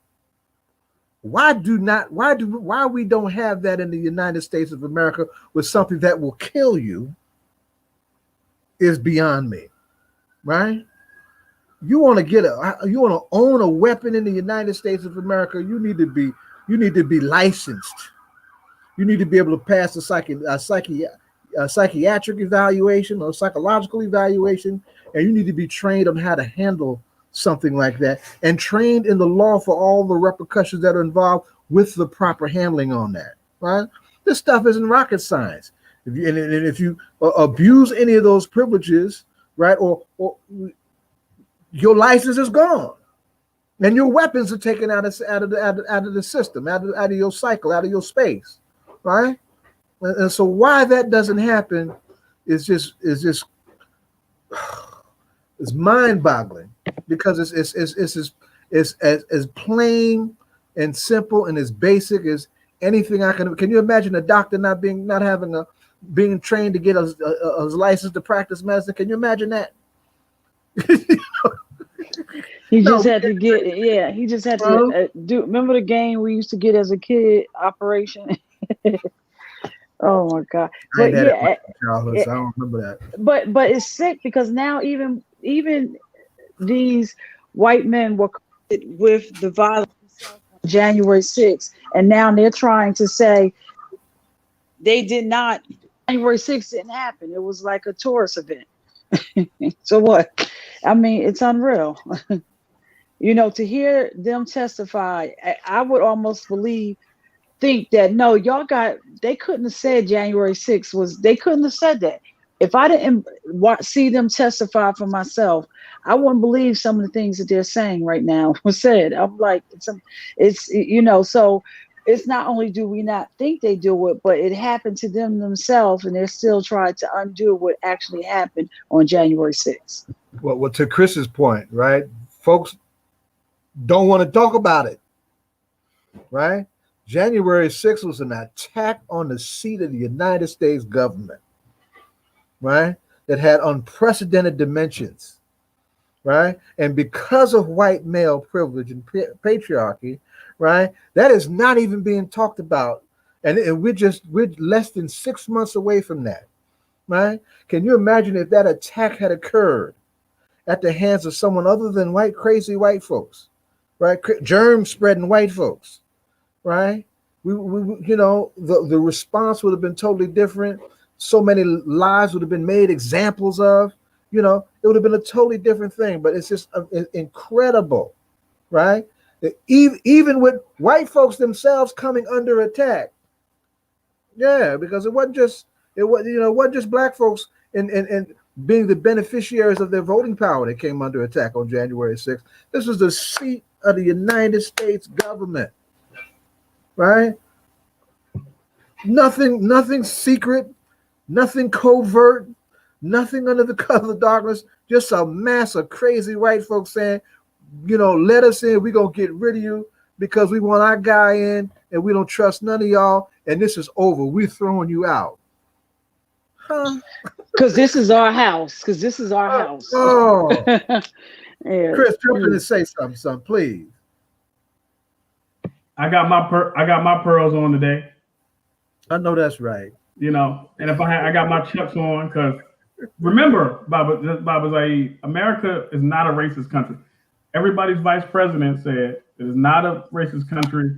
There's nothing that needs to be done with all of this. That's y'all girl. Make sure I got it on record. It's girl. But I think the reality is, it's what Public Enemy talked about on their classic album "Fear of a Black Planet" in 1990. Come on, baby. Come on, come on, make it plain. We talking about the condition of what the reality is. This was all sort of predicted. And I also think we just need to me, the Honorable Elijah Muhammad said that history is the academic discipline, paraphrasing, that is most equipped to reward the person who studies it, right? So for me, it's like, when you say, why don't we have, Baba Zaid, we say, why don't we have these tests and gun reforms and all of that? It makes sense. But the reality is, this was a book that I got maybe in 2015. Given to me by the Honorable Jonathan Alston. He told me that this book didn't exist, that there was no book. We didn't see the title. Put it back up. The book is called The Delectable Negro. Wow. The Delectable Negro. Yeah.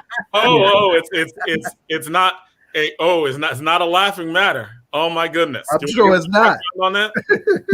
So I don't have that. So we should if we could we keep the screen this way so we could all see each other, because it's kind of weird speaking into like a vacuum. But Baba Zaid, in short, the book is about the consumptive habits of the white power structure during the slavery period. And quite literally, the search for this book came out of an argument that Jonathan Alston and I had about whether or not, because we were losing a bunch of debate arguments to people who were animal rights folks, who were just like, racism isn't really the problem, it's the way we consume nature and animals and all of that. And I told Jonathan Alston, because we eat animals, we don't eat black people. And I told Jonathan Alston, I just don't believe that to be true, because there's never, if you will sexually assault someone and then go to church, your moral compass means there's nothing that you wouldn't do. So since if you'll sell people and separate families and all that, there's no reason why I would assume that there's anything you wouldn't do. And so essentially that night when we got back off the plane, and the thing that he said when he looked me in the face, he was like, I was like, oh, they eat people, and he said, I bet you they ate people. And I was like, I shrugged, walked away. The night when we got home, I sent him a text with the front cover of the book, and I said, thank you so much for your recent Amazon purchase. And it was interesting because I saw the title, The Delectable Negro. And I was like, delectable? Delectable's about food. Oh. So the reality is rationality is not a cultural practice in the United States. Okay, so I think this traumatized two of my debaters, because they made a song about it, right? Because when they got it, I mean, they ran these arguments, they made a song about it. It was like 1, 2, 3, 4, 5, 6, 7, 8. It was bad, right? So it's one of these things where it's like, this is like they ate Nat Turner. They turned his body into like grease and oil. Made him. It was hell young.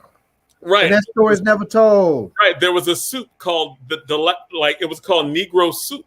Right. Like we didn't know about any of this stuff, but yeah. He thrown to alligators to fit the hunting alligators. Right. So if the test is rationality, in what world would it be a thing? So to me, it's always weird, right? Because I was looking at my Chuck Taylors today, and I was trying to remember if at any point in time I felt a particular way, if at any point I could remember America doing an ethical thing. Dr. Bobby Wright said that when it comes down to the question of race, whiteness is psychopathic. They can't do nothing ethical. So you would think that, if you got mass shootings and people running in schools and kids running for their lives and all that, you would think that the ethical response would be to do something, to pass reform, all of that. But unfortunately, to legislate the bodies of black people would be antithetical to the American project. Or they're not going to go for it. But you know what? By all means, remember, America's not racist. Y'all girl. Y'all Chuck. Yeah, Welcome, DJ yeah, Rhino. that's what they I know said. that, Chris Randall has been having fun with that statement by both Senator Tim Scott and Vice President Kamala Harris about America not being a racist country. So Chris Randall's been talking about that. That's why when he references pearls and chucks, I think that issue has, that more than anything else in the last 2 weeks has made Chris feel some kind of way. Y'all girl, here's the quote. Y'all girl, y'all It is girl. right to feel that way. Y'all girl, y'all and so, girl. and DJ Rhino, welcome. What's up, man? I wanted to touch on what Chris was saying, because when he brought that book up, it made me think about a song that I did with a couple of my friends back in the day. It was called Getting Blunted in the Zoo. It's talking about, smoking weed, getting high in the zoo. And, because back then, our whole thing was smoking weed. It opens up your mind and makes you see things, right? Make you see things that you probably normally wouldn't see. So, and it all came off of a book that I read by Alice, I believe it was Alice Walker, The Dreaded Comparison. And the book was basically comparing chattel slavery, what we were going through, to how they treated animals when they also transported animals and put them in zoos here in America and across the world. And it's a crazy thing to see that we're not human to them. You know what I'm saying? They can put us in all of these situations and these real inhumane situations and not care. It's just, you put animals in zoos, you put them wherever you put them on, concentration camps or whatever. And then when you're ready, you chop them up, you sell them, you eat them. You know what I'm saying? That's what happens. And that's how they treat us. That's what they do with us. You know what I mean? It's inhumane all the way around. I mean, even for the animals, but I mean, this is how we get treated. And it makes you think, man, like, the people who treat you that way, those are the ones with problems, because those are the ones who are disconnected from life, from God, nature, from the universe, man. When they can, when they get thrills and these great vibrations off of killing people and shooting people and blowing up bodies and stuff like that, man. I think about all the war and all of that stuff that goes on, and it's just a lot of hate and violence. You know what I'm saying? And then, man, there's a lot of people out there that's disconnected from nature and God. Amen. Look, this is the whole thing. Look, y'all enjoy that next presidential election too. Y'all have a great time. I'm sure they're gonna bring you somebody else, and they're gonna tell you this person is the devil, and then you're gonna vote for Satan. And I'll be back. All politics. I'll be back. Have your pearls on and your chucks, and I'll be back. Your girl, your pearls. That's the quote of the day right there. I want you to see this ball here when you go to sleep. Your girl, your pearls. Go ahead, son. Go ahead. Come on, Donna. You ain't gonna defend your girl. Donna, it was you. No, your girl. My beautiful woman, Kamala Harris, who made history by being the first woman to speak at the naval graduation. I was like, what the hell when she said it. I have not had the opportunity to go back and listen to the whole speech and to understand the context in which she said it in. But we're entitled to our opinions. And when she said it, like I said, I was like, well, what the hell, but she's entitled to her opinion, and I disagree with her, especially as a Black woman, knowing that the discrimination that we face on a daily, it's I don't know. Councilperson Donnie J. Williams, can you tell me where you experienced this? Can you tell me where you just experienced this discrimination at? Because I'm confused.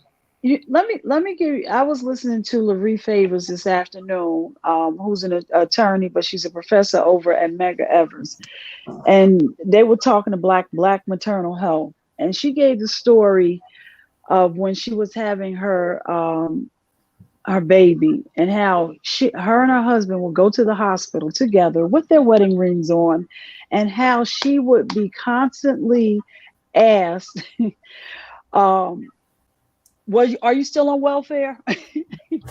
And never, and she was an attorney at this time, never got public assistance, not that there's anything wrong receiving welfare, but the fact to be asked the question time and time again when you never received it, and have told administration that staff, no, I'm not, and no, I have insurance, here's my insurance card, but to come back again and to be asked the same question, and to be standing there with the wedding ring on with her husband, and to be asked questions referring to her as a single mother, I'm just like, how frustrating that is to be so dismissed that people, that in itself, I don't know how I would have handled that situation, but that story right there just pissed me off hearing it. So I can't imagine the person who had to experience that type of discrimination, but it happens. Question: is her husband Black? Yeah. Interesting. and was standing right there with her, with his wedding ring on. You mean you mean to tell me your experiences when you're a Black woman married to a Black man are uniquely different than if you're a Black woman married to a white? Okay, never mind. I thought I had my own stuff from.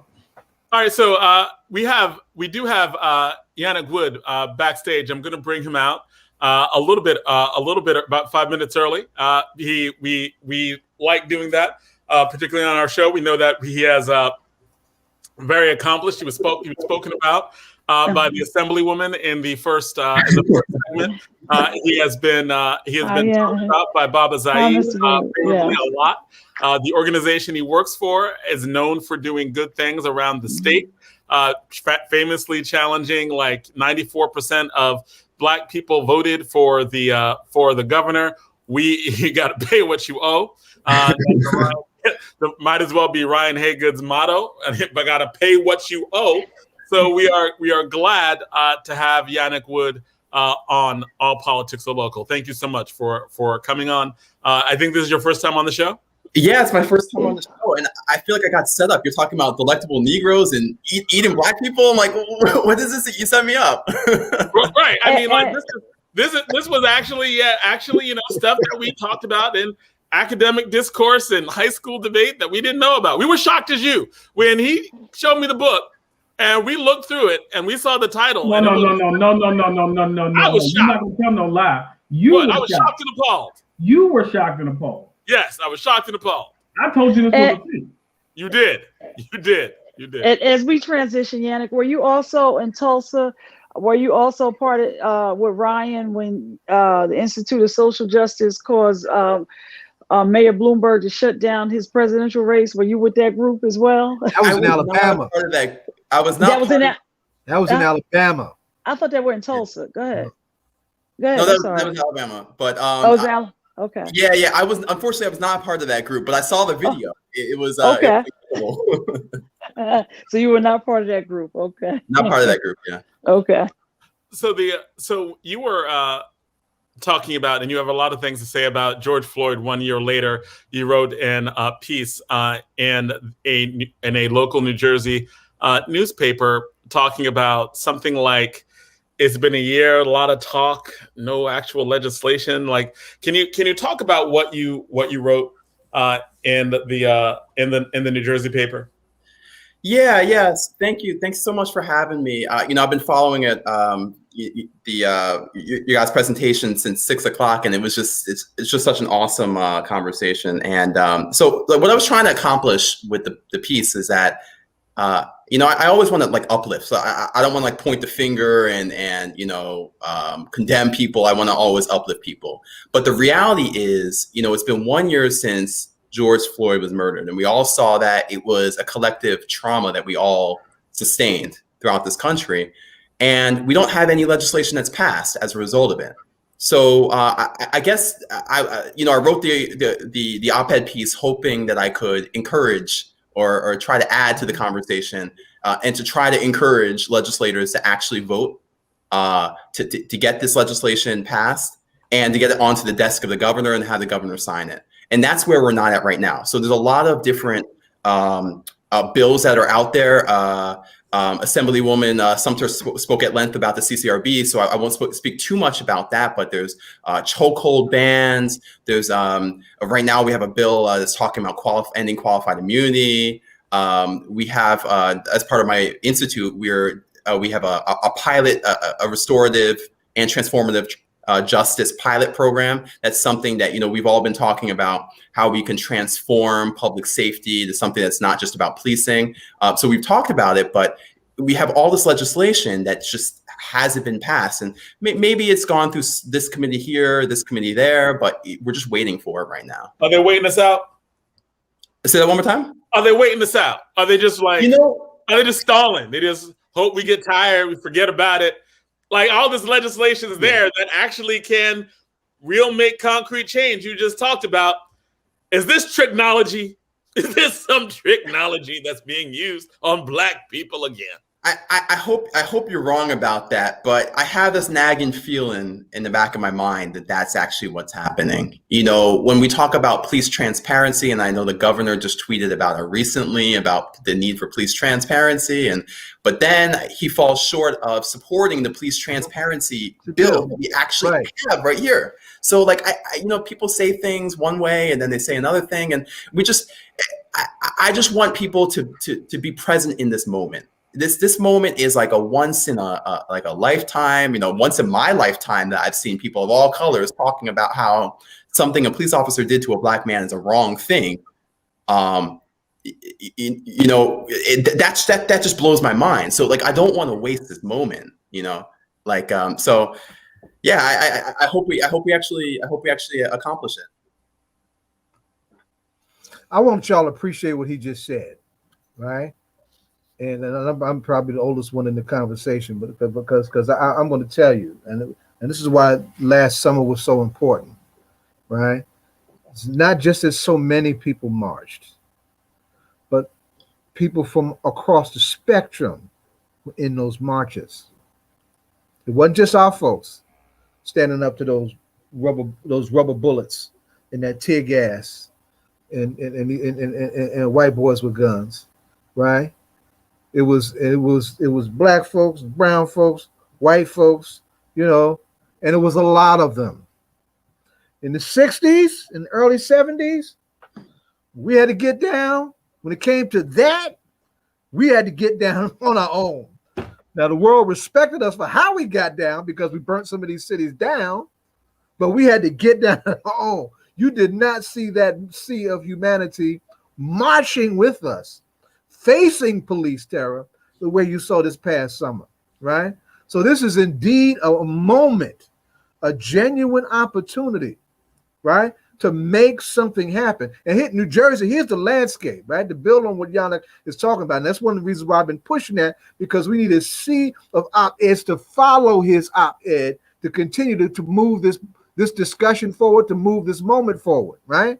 Is that Jersey?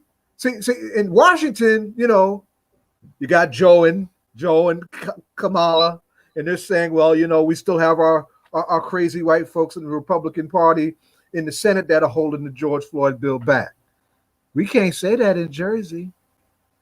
Can't say that in Jersey. Mr. Coughlin and Mr. Sweeney and Mr. Murphy, these are Dems. These are all Dems. And they all need to turn it up, right? But what's the slogan, Yannick, from the New Jersey Institute of Social Justice? We are the 94%, right? But that summer gave us more than 94%.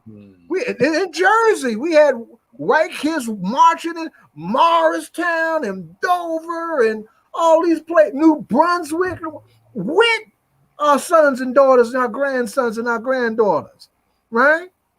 So it is no excuse whatsoever, for any of these primetime jive Democrats in bed with the police wanting to preserve Bob and Chuck and Pete's privilege, not this moment. You do that this moment. We calling that you out. You on the wrong side of the history. And if these kids keep coming, they can either burn this thing down again, or they can replace some of y'all who played games with it. Let me. I just want to. I totally agree with what you're saying, and let me just tell you something that's just I find very frustrating. That we all saw that officer's knee on George Floyd's neck, and we all thought that was terrible. Like in the piece I wrote, it was despicable. Yannick, did we all think it was terrible? You know what? Yeah, don't you do it, Yannick? Yannick. Yep. Did we all? You just said that real quick. Well, we all right here. We all thought it was. Okay, so we right here on the screen because Yannick, you did an amazing job. I read your op-ed, Yannick. Yeah. I'm Chris Randall. Nice to meet you. I read your op-ed, right? I thought it was powerful. You did a masterful job of laying out all the legislation, right? And particularly A 4284, I think it is the chokehold bill. Yep. So we can't even get past. We had to back a Negro down on that too. We can't even get past legislation that's like, not even just shouldn't have killed them, shouldn't have choked them. Just shouldn't have choked them. Maybe you shouldn't have choked them. We can't even get that. So my question, Yannick, is: have we ever really considered that all of us don't agree that this was a bad idea? All of us on this screen might, but are we really psychologically in a place where we can accept the fact that all of us don't agree that it was a terrible idea? Because if we all agree, this should be easy in a Democratic majority, right? Should be. How about that? If we all agree, if this was like we all agreed. All you guys came out for. If the six people on this, if I text the six people on the screen, if I text the six I know people on the like, screen, oh man. No, no. But real talk. Earlier, it is. And we ask Yannick. I just want Yannick to answer that one question. I'm gonna be quiet. Okay, go ahead. If we all agree, wouldn't that be easy? Because I read your op-ed, I thought it was masterful. The way you laid out the particular bills, all of that, masterful. If everybody agreed and we had that kind of Democratic majority, 94%, why wouldn't it get passed if we all agreed? Okay, so I'm glad you brought up the chokehold bill, because that's actually what I really wanted to talk about right now. So you know what, I can't speak to everybody like in their heart what they actually say, but what I thought was very telling in the George Floyd trial was that his own the police officers testified against him, and I think that was powerful to have officers testify against officers. But what I would say about the chokehold bill is that I think most people will say that chokeholds are bad, but the legislation that we saw coming out of the Assembly and going through the Senate right now was not a bill that banned chokeholds or even criminalized chokeholds. What we saw was a bill that inadvertently legitimized. Exactly. Yeah. Inadvertently legitimized chokeholds. So that's, where we come in as advocates to be the conscious and say, yeah, exactly. We need to be the conscious, and we need to tell people that, hey, this is not acceptable. This is not accountability. This is not reform. So that's what we did last week. We a bunch of advocates submitted testimony. I spoke, and I said, hey, I know right now in this bill that you're trying to advance, and you're trying to say a chokehold is deadly force, and that sounds well and good, right? But you're going to legitimize chokeholds, and if you're going to try to legitimize it on day one, then day two, we're not going to be able to ban chokeholds. And I feel like somebody's going to die. Yeah. And the reality of it, of the situation that we have here, is that most officers are not trained in how to use chokeholds. They're not supposed to use it. So there's like this visceral reaction that I think a lot of people in our legislature have, where they don't want to do anything to upset officers without taking a step back and thinking about it and saying, well, wait a second, if officers are not trained on how to do it, then they shouldn't be improvising on the spot. And what officers are trained to do, they should probably be doing, And then that also brings me into the bigger question. And I think this is, where we need to be going, is maybe we need to be rethinking public safety. Maybe public safety needs to be something that's bigger than just policing and prosecution. Because if we're having all these problems with getting this legislation passed, and if we get the legislation passed, we might still have issues with accountability and policing. We might need to broaden it and think about how we can have community-based public safety options where we don't have to call the police in.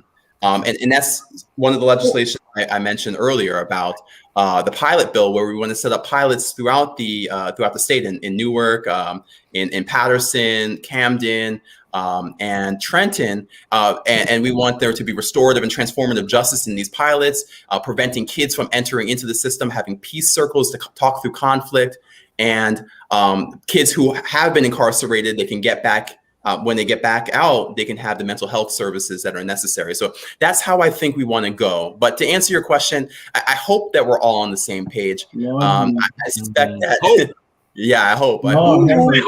Yannick, who was the lead person on that flim-flam, wishy-washy chokehold bill that we had to beat back last week? Hey, can I get a clarification though? Like, and Yannick, maybe you can help me out with this. Everybody's like it is kind of we know now that chokeholds are deadly, they're dangerous, they shouldn't be allowed. Like that's not really controversial at this point, right? And yet it's very controversial. Often it's very controversial. No. I'm saying it should not be controversial, but clearly it is. Clearly, right? There are people who something that seems like where all the evidence goes one way, there are some people who feel the need that we need this to kill Black people in this way. Should we just out and out just say that? Like, why do you feel you need to murder Black men with chokeholds? Should we just ask that question to Sweeney? Hey, Sweeney, why do Black men need to be murdered with chokeholds with you? Why do you feel that's necessary? Jonathan, you need to ask that of the FOP. Because if this legislation is legislation, this is ban chokeholds. They're like, we don't want to do this because we don't want to upset police. But we know this is just another way to murder Black people. Why do you need this tool to murder Black people? What's the big deal about upsetting the police? They got badges and their guns and good salaries. Pull their damn pants up and stop being babies and stop killing people. I read this thing, Jonathan Olson, that said the police are not meant to protect. The police are meant to protect and serve the public, and when they violate their rights, they should be held accountable. And you know, when I read that, it resonated down in my spirit because I went, the police are meant to do that. Then I thought about it. I said, man, have I read anything that make me think? Yeah, it was Simone Brown, Surveillance Blackness, that tells me that police in this country were founded to catch fugitive slaves. That's right. What they were created to do. And unfortunately, I think what really hurts the advocacy of somebody like Yannick, who I believe is a solid brother and whose heart is in the right place, is that all these institutions are working the way they were designed to.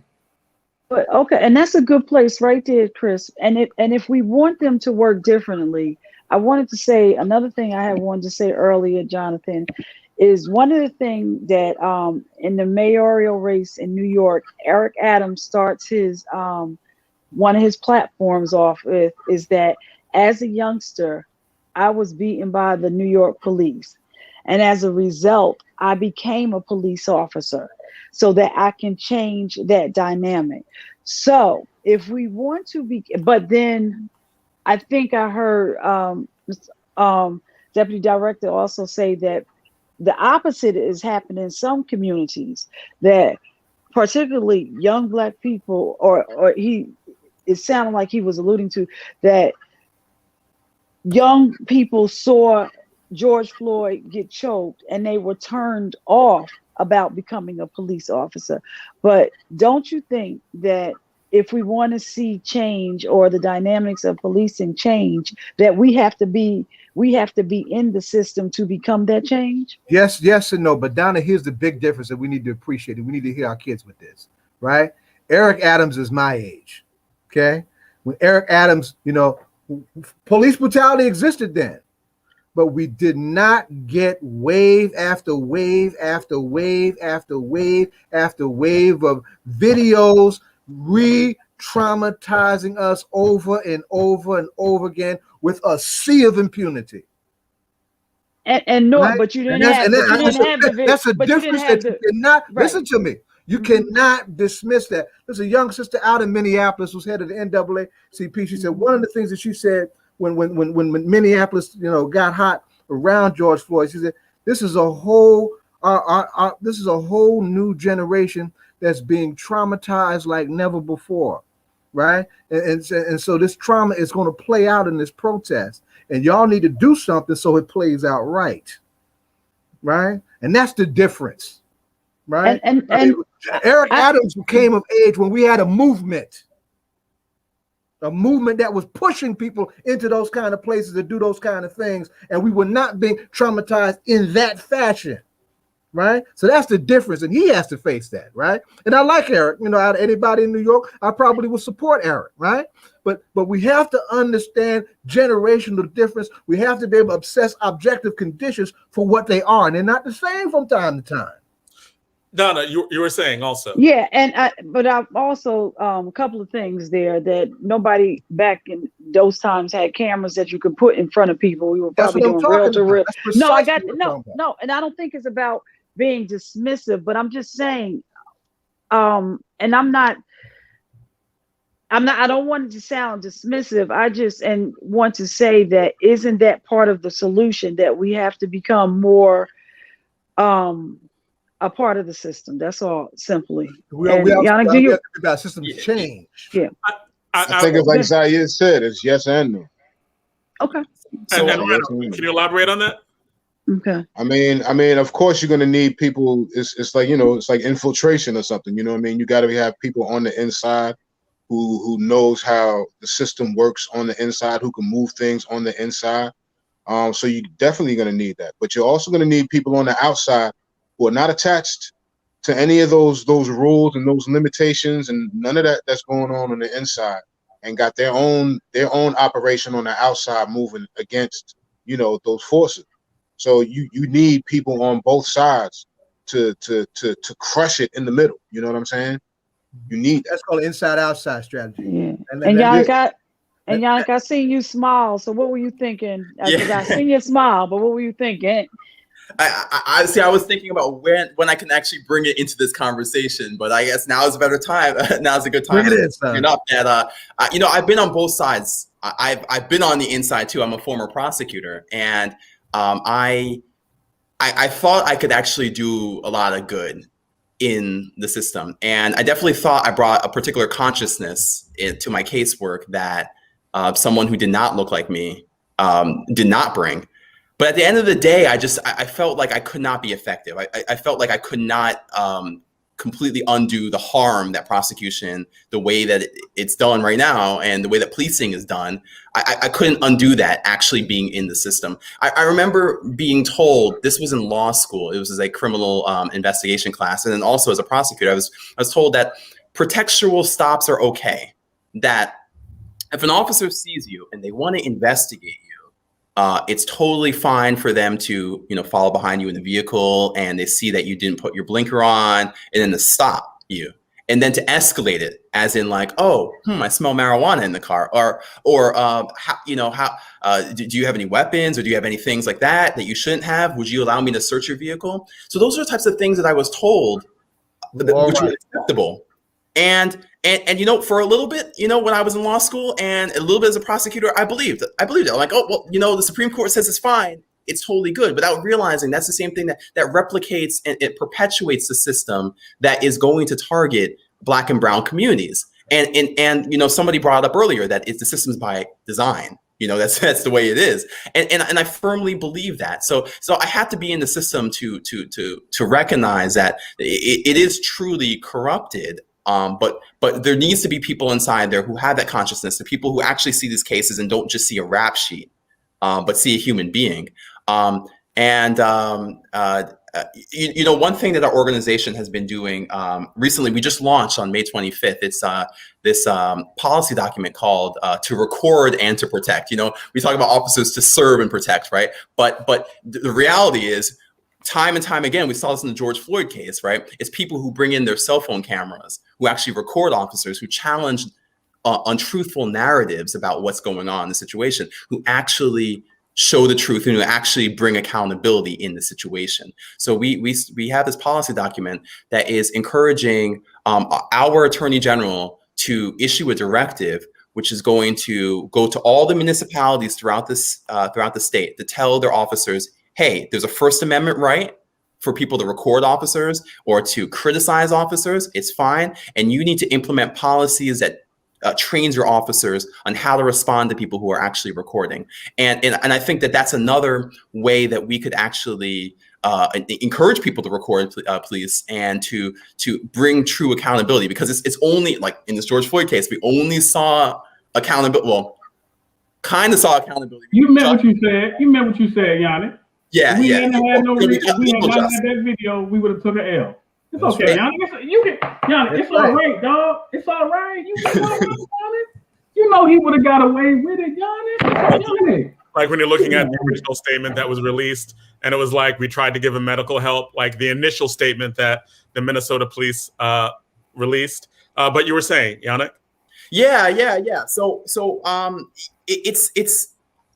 I mean, you're absolutely right. Like that challenge, the video that 17-year-old Darnella Frazier took. That's what challenged that narrative. So I do think the system is corrupted. I think that same type of system that's corrupted does try to preserve itself, does try to protect itself. That's the same system that's trying to stop police transparency. Like in the state of New Jersey, if you have a barber and you want to get disciplinary records of your barber, you can do an OPRA, a public records request, and you can get that. But if you want to get public records of the officer who has the gun and the badge, you cannot do that. And that's what we're trying to fight for, to try to bring accountability in. Hold on. Wait, Chris Randall, before you get that, I need him to repeat. Yeah, did you hear that, John Bernal?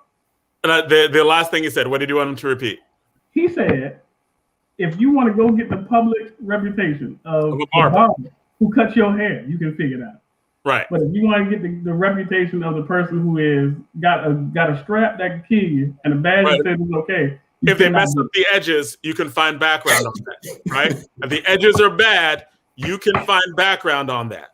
But if you beat up black people, we got to keep that secret. So my question comes to you on this, right? And this can, really be to all of you, but I'm asking you first, Yannick, and you don't have to answer if you don't want to, but it seems like that 94% is coming to a close, as in we've been saying that for the last, 3 years, 3.5 years, 94%. Pay what you owe. There's some real basic stuff you need to do. If the attorney general doesn't do the stuff that you asked to do, should we just not vote? Or should we primary somebody else? Should we say, Governor, right? We are going to treat you like you treat our demands. We are going to ignore you in the same way you have been ignoring our demands, Governor Murphy, and that fine attorney general that might get you fired. So I think you correctly noted my hands are a little cupped on here because of our legal status. I can't talk too much about politics, but what I would say, this general principle is that no politics. Well, you can. I know you can. But what I was going to say is that they got to work for our votes, right? So and we have to hold every single politician accountable, that regardless of what their party is or whether they're running or not.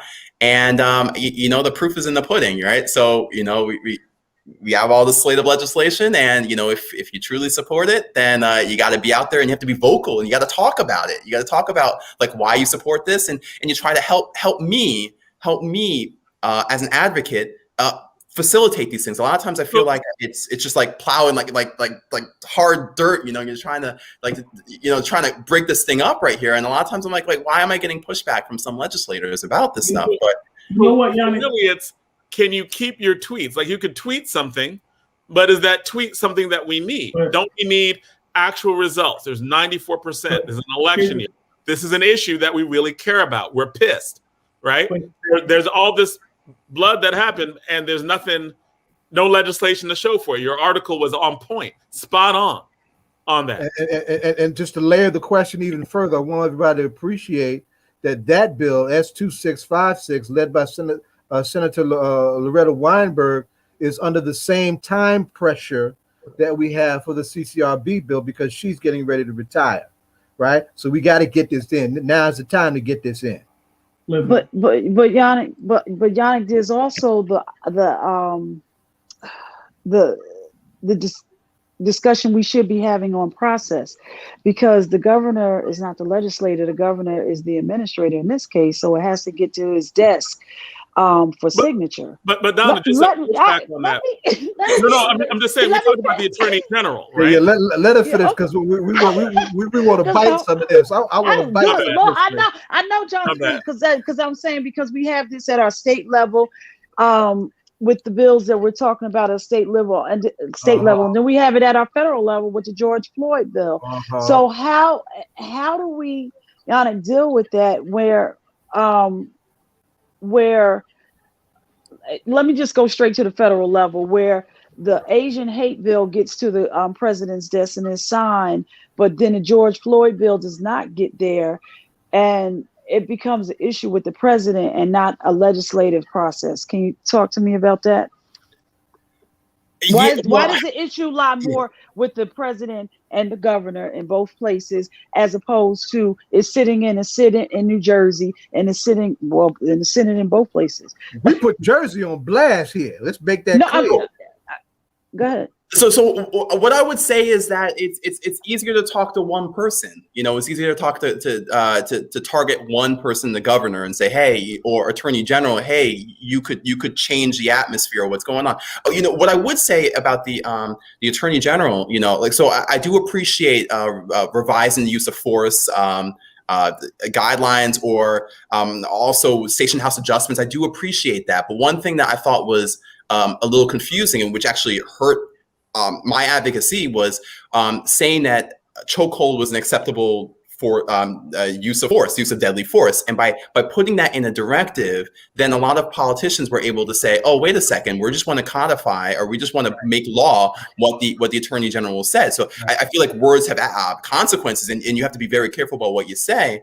But it's easier to target one person. But what I would say is that, you know, I think the people who are listening to this, if you could reach out to your individual legislators, but also leadership. So President Sweeney, Speaker Coughlin, like those are the people who have their hands on these things right now. And if you let them know that you want a CCRB that has strong subpoena power, that's on a local level, and that could do concurrent investigations, or you want a chokehold ban and criminalization, then it's harder for them to say, oh, well, this doesn't really matter. Maybe we can wait this out. Like, so that's what I think we have to do. We have to target these individual people. Yeah. Do you have a list of because all the people who represent Black people are kind of on board, I believe, right? Like, I believe there's a squad caucus, right? Like, that you're really consistent and on this. So you're just talking about white people who are Democrats who don't care, and an attorney general who made chokeholds more likely as opposed to less likely in 2021. And so I know that you're like, hey, don't, you know, but the governor controls. Like, he could, with one word, with one document, we could have CCRBs, we could end chokeholds, right? So we're looking where power lies. The governor can do it tomorrow. He could do it tonight. So, and you're saying by executive order, Jonathan?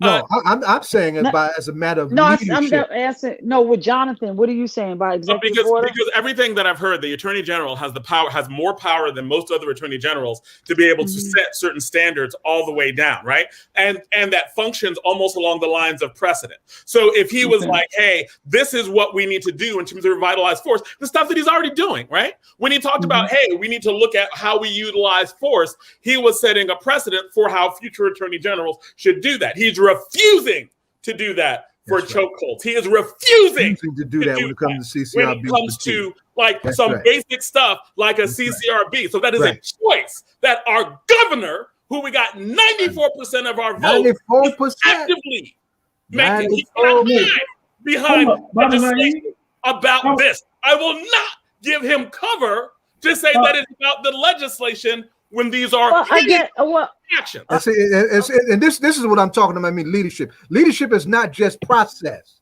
Leadership is articulating values and vision and principle, right? And values and vision and principle says that this is the right thing to do at this particular moment, and we need to pull our damn pants up and do this. And we need to do it together, regardless of our political background. Because we all agree chokeholds are bad, right?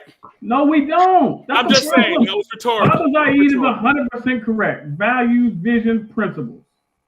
Right? That's what he said. I agree. I'm not gonna let Phil off the hook. I'm not gonna go against the legendary activist. All I'm just gonna say, if you can't get it done with 94%, your ass can't get it done. That's all I'm gonna say. You're done. You ain't got nothing. I don't want to hear any of y'all who come to me in the next 4 years. And here's the cause for concern in particular. 94%. And this is two-sided, right? We barely got the independent prosecutors bill passed, right? We got it passed. So we one can vote. do this. One vote. Yeah. Yeah, but barely. But what do we do? And Phil was still nervous about signing it. So this is what I'm talking about. If you could just step up and say, hey, make it happen, put it on my desk, I'll sign it in a heartbeat. Just get it to me. He hadn't done that. And I'm not saying this is all about him. I'm talking about the big difference between what we're talking about in Washington with bald-head Republicans still blocking stuff in Senate, right? In Jersey, we're not talking about that. Man. Phil is a Dem. No, Kaufman is a Dem. Miss Sweeney, they're all Dems. But you're right. But let's let Donna go, and then because we are running to the end of the segment, we want to get into the state of the hip hop. We are at 8:30, but Donna and Yannick, just you can lead us out. No, I want Yannick to really have the last word and sell me in a concise word. And I think you just said it. You need the people to articulate their values to their legislators and their leaders. So it needs to be our people. They have to pick up the phone and hold their leadership accountable. But I want you to say, what is our call to action? What needs to be done? Yeah, so I already mentioned speaking to Sweeney and Coughlin. One other person I would like to mention is Senator Sarlo, who's on the Senate Appropriations Committee, and we just need that committee to vote on the Restorative and Transformative Justice for Youth and Communities Act, the pilot program. This is the pilot program I was telling you about that was trying to help kids not get into the system and get out of the system. So that's legislation that we think that is really, really important for our state. And if the pilot program is successful, we want it to go throughout the whole state. Like right now, we spend approximately $445,000 per child to incarcerate that child. And we want to not spend that amount of money and spend a lot less in order to keep kids in their community. So that bill is in that community. So if you could, what's the bill number and who's the sponsor? It's S2924, and it's also A4663. It's in the Assembly and it's in the Senate. The Assembly sponsor is Reynolds Jackson, and it's Senator Poe for the Senate version of it, in addition to a bunch of other sponsors. But that's a priority legislation for the Institute right now, and we've been going back and forth. But we think that there is support for this because the future is not incarcerating kids. The future is keeping kids in their community and providing the services for them. Future is reimagining public safety and putting the community at the center. Right. So just for clarification, because I just want to get these names right about who needs to be called, right? So Sweeney seems to like chokehold. What's the full senator's name? Who is he? What Senator? Can you just give me the names of these people? Senator Sweeney. What's his first name? I always call him Sweeney. Okay. Stephen Sweeney. So Stephen Sweeney needs to be called because Stephen Sweeney, who is the head of the Assembly right now, is holding up Senate. Head of the Senate now, and he is holding up legislation. So Senator Stephen Sweeney needs to phone call lots of them because somehow he thinks Black people should die from chokeholds. Is that kind of accurate there? Well, in terms of that, it's oversimplification, but I think we need leadership to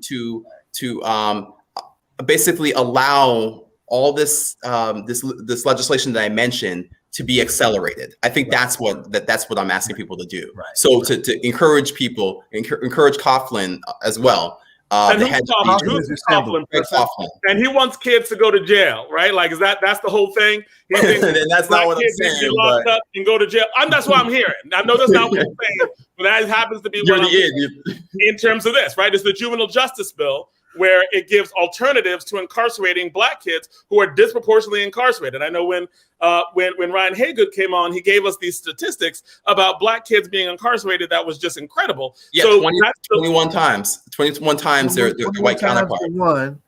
$400,000 a child. Can you so imagine? who is this person? Can you imagine? Give mommy $400,000 so you can put him to school. Right, $300,000 to $400,000 per kid to lock them up. Oh, who needs a call there? It said Coughlin. Who is this person? Is he a senator, assembly person? Coughlin is the head of the assembly. Head of the assembly. Head of the assembly. Coughlin, assembly, Sweeney, Senate. All right. So the assembly, call them, let them know that we don't want Black people murdered from chokeholds, and they might reconsider their position on it. Let them know that we don't want you to spend $400,000 on destroying children, Black children, mostly Black children, right? And that they should reconsider that strongly. And Senator Sarlo, Senator Paul Sarlo. Yeah, if you can call him as well and let him know that we do not want to continue to incarcerate our kids. We want to do these programs to help them. So Senator, Paul Sarlo also wants to put Black children in jail, incarcerated, as opposed to other programs. Sarlo hates Black children. That's my interpretation, not yours. But I think if you want to put them in jail when you don't have to and spend $400,000 on them, you probably hate Black children. You probably need to explain that to somebody. Mr. Wood, Yannick, $400,000. do y'all actually have scripts on the Institute of Social Justice? Do y'all have links where people can go to that has letters? Do y'all have like that whole type of campaign? If they click on this, they can just put their name in and call their senator. Do you have that already set up? Yes, we do have that. If you go on the Institute's website, njisj.org, you can find all of that. So it has all their issues on it. Jonathan, what we can do is we can get that and put that on the All Politics Are Local page, and people can have it, because I'm sure it helps input your who you need to call, and then sometimes it even simplifies it down to the district you live in. So if we can get that put on our page, it'll show everything. Okay. But we can actually put everything. Yeah. All right. So we are coming to the end of this segment. We love having you on. We're asking you one last question that segues into our next segment. This is the fun part. Right. And consistent with what we're talking about, who's your favorite hip hop artist, individual or group? Okay, so I don't want to like mess with the rules or whatever, but I'm not actually really a big hip hop person. I'm more of a gospel artist person. So like Kanye? What's wrong with Kanye? So you like number one gospel artist? No, Kirk Franklin. He like Kirk Franklin. No, I was gonna say, okay, so I'll go with a local person, Ty Tribbett, Camden. There we go. So I like Ty Tribbett, like Rance Allen, Darwin Hobbs. Kanye, I can't trust Kanye. That's my issue with him, right? Like some songs I'm good, and then the other songs I'm like I don't know. So but I got work to him. Like come on, help. Kanye is like. And Yannick, next time you come on there, because there's actually some good hip hop artists, so I'm gonna need you to be prepared next time you come, okay? Because there's some good hip hop artists out here, okay? All right, so thank you so much we have to definitely have you back on, for many reasons. One of the things I was interested in your time as a prosecutor. That sounds like Anthony Farley, a professor at Albany, I believe. It also sounds like the Paul Butler. Who famously prosecutor to going the other side because of that. We could have a whole discussion we can have too. I mean, there's a whole movement of prosecutors trying to do that, right? And some have gone further than others. Some have been quite questionable in what they have done and what they haven't done. But we can do a whole segment just on that. Okay, and so thank you so much for coming out. If you want to hang out when we go into our hip hop segment, you're more than welcome to do that. But it's very good having you on. So we appreciate. Yes, Mr. Wood, thank you so much. It was really good having you. Yannick, do you have any social media? Any people can reach out to you, find you? Yeah. I mean, I'm on Twitter. I'm not too good with my Twitter game, but you can find me on Yannick Wood at Yannick Wood. Yeah. Yep. And Yannick, I don't know if you put that. Chris Randall said that you could put Jesus as your favorite hip hop. We seen that Chris Randall is your favorite hip hop. Jesus being there flipping over tables on and the everything. He's working through Kanye. I'm saying he's working through Kanye. That album is fire. I love that album. I bet you do. I was like, hey man, there's a song in there I know you love. Nothing on this show has shocked me thus far. That doesn't shock me either. Jonathan, what song do you like? What song you like, John Austin? Because they all remakes of somebody else's song. So what song you like? So the first song that I really like on it is the very beginning, right? In the very beginning, just sonically, it's just amazing. That's the Kanye's album, the first one, first one of the gospel album, right? That song is I love. The second song I love. You like the ones where there's no rapping. Got it. Okay, wait, go ahead. The other one I like is the one with Pusha T on it. And I think that's just a beautiful song, right? And how Pusha T gets on a gospel song, I don't know how that happens.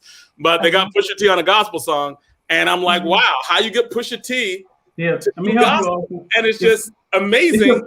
It's your favorite song. The title to have a drug dealer on a gospel song. The title is Use This Gospel, Austin. I help you out since it's your favorite song, you don't know anything about it. It's cool. It's called Use This Gospel. It's okay. What song is it, Chris? It's called Use This Gospel. That's the title. Use This Gospel. Okay. And it's funny because Austin didn't listen to the clips when they were together, so he doesn't know that the brother is actually a pastor and he left hip hop music to be a pastor. It's okay. It's fine. We've segued into the segment, and I mean, like, I was like, oh my God, Kanye. You and Yannick don't listen to the hippity-dippity. We understand. We got it. And Rhino, from that, did you listen to that album that Kanye did, his gospel album? I guess. No, we didn't. I already know he didn't. No, and ain't nobody with no self-respect listen to it either. You listen to it. You the one told me about it. Chris Randall, you told me about that. I wouldn't have known about it. And Chris Randall was like, oh my gosh, this Kanye gospel album, it's fire. Well, listen, guys, let me break this. It's 8:41. We're in a hip hop segment. Mr. Wood, please stay with us if your time permits. But Rhino, what's going on in the world of hip hop? What do we need to know this week in the world of hip hop? But before you do that, Mr. Yannick, Mr. Wood, Yannick, you're free to leave because we respect your time as well. So you got to go. You can go too. All right. Okay. But DJ. Yeah, I mean, Rhino? There's not a whole lot new going on. I just wanted to reiterate the information that we blew up last week was June 5th. This next week Saturday, June 5th, at Gun Hill Park in the Bronx, is going to be celebrated as MC Sha-Rock Day. And for anybody that doesn't know who Sha-Rock is, she's the first. Yeah, she's the first lady of hip hop. Like, she's the first female rapper that was out there doing it, and doing it out there, man, with everybody in the streets before records were being made, before any of that was going on. Just when it was going down in the streets of the South Bronx, she was there. MC Sha-Rock was there. Sharon Jackson. So they're gonna be naming June 5th. Sha-Rock Day, MC Sha-Rock Day. So they're doing a whole celebration. It's going to be hosted by our own Brick City's Rod Digger. She's going to be hosting the event. And and just come through and see what's going on. So that's going on June 5th. It's from 2, I believe it's from 2 to 6. Yes. 2 to 6. Yeah. So that's June 5th, Saturday, next week Saturday. Whoa, hold up. Check it out. She just got back to me. Who? We might be able to get her on. Who? Sha-Rock. That'll be cool. She just got back to me. So we got to figure out how to get her on. We got to figure out a Friday to get her on. Yeah, we got to talk about that. We definitely got to talk about it. There is some other interesting things in hip hop for people who actually listen to rap music. You know what I'm just saying? What else is going? DMX's his posthumous album came out last night at midnight. Wow. That's what I was going to bring up next. And it is classic DMX. It is not Wakanda Forever. And Jonathan, that's Wakanda. This is DMX. It's okay, Austin. It's fine. Wait, embarrass. It's okay. If your middle name Jesse, your middle name might be Jesse. I got watch you, dog. Your middle name might be Jesse. The reality is on a serious note, though, the album was I enjoyed it. It was kind of painful to listen to because, especially towards the end of the album. As it gets toward the end of the album, it becomes eerie. The emotion I got from it, Nipsey Hussle's final song that he recorded for DJ Khaled was about him going to heaven. Very much, it was literally called Going Higher, and he talks it's very reflective of his entire existence and all of that.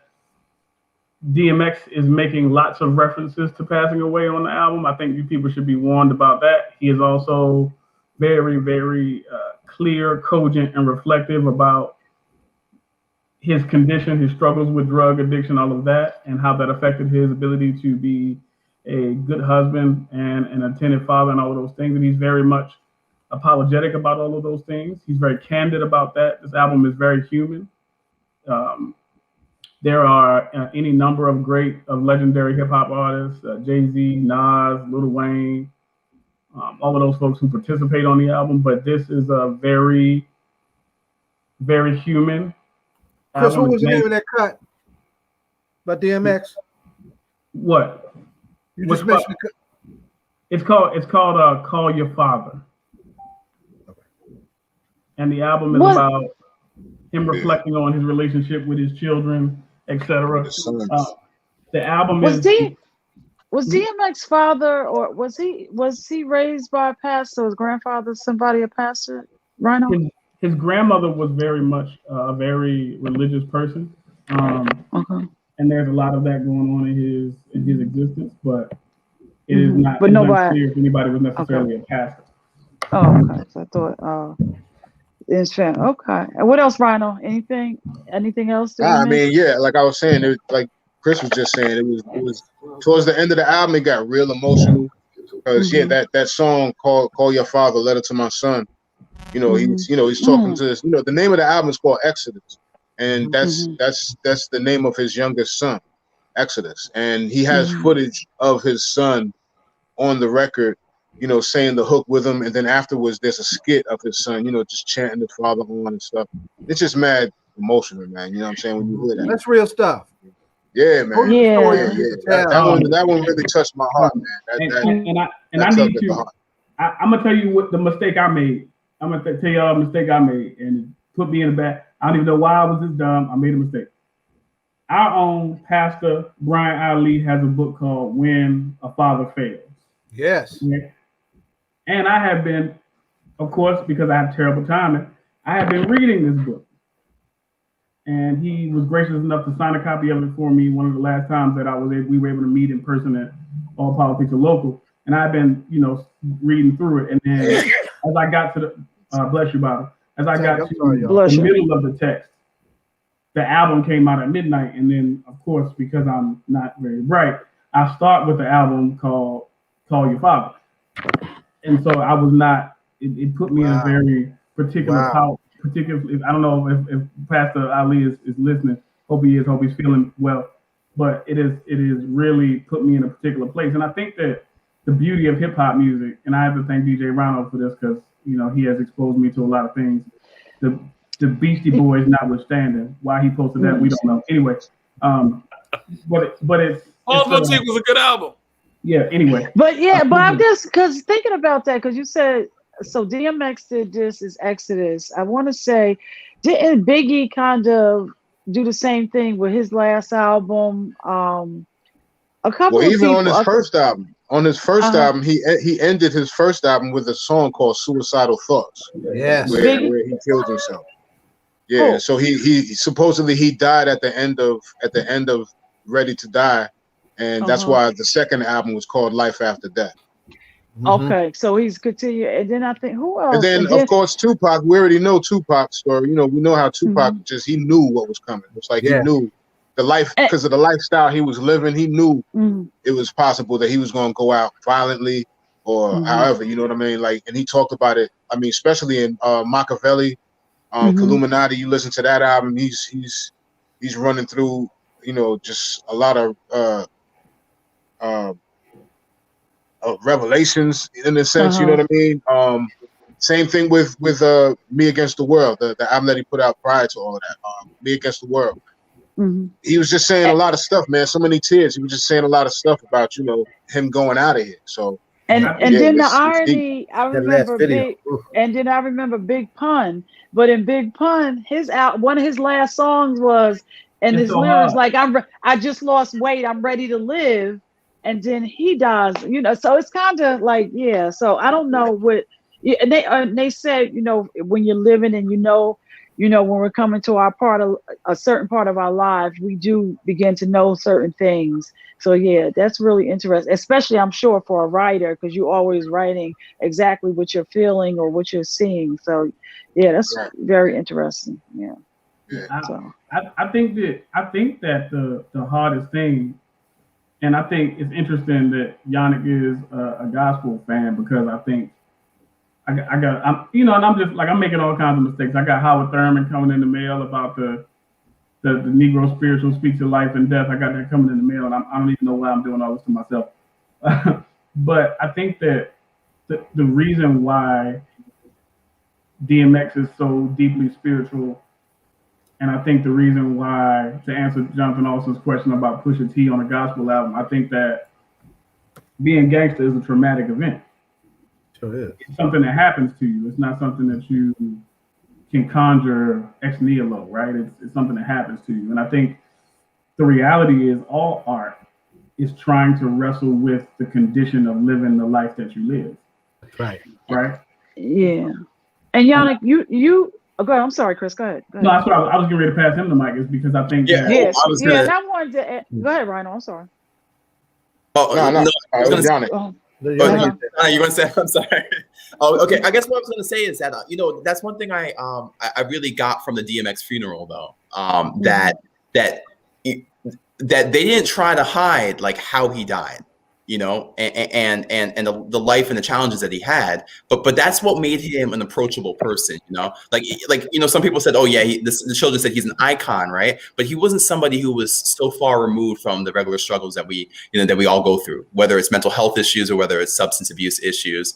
I just thought that it's very poignant that that the last album was Exodus, like leaving, right? The last song is Exodus, right? Or song or album. The album title was Exodus.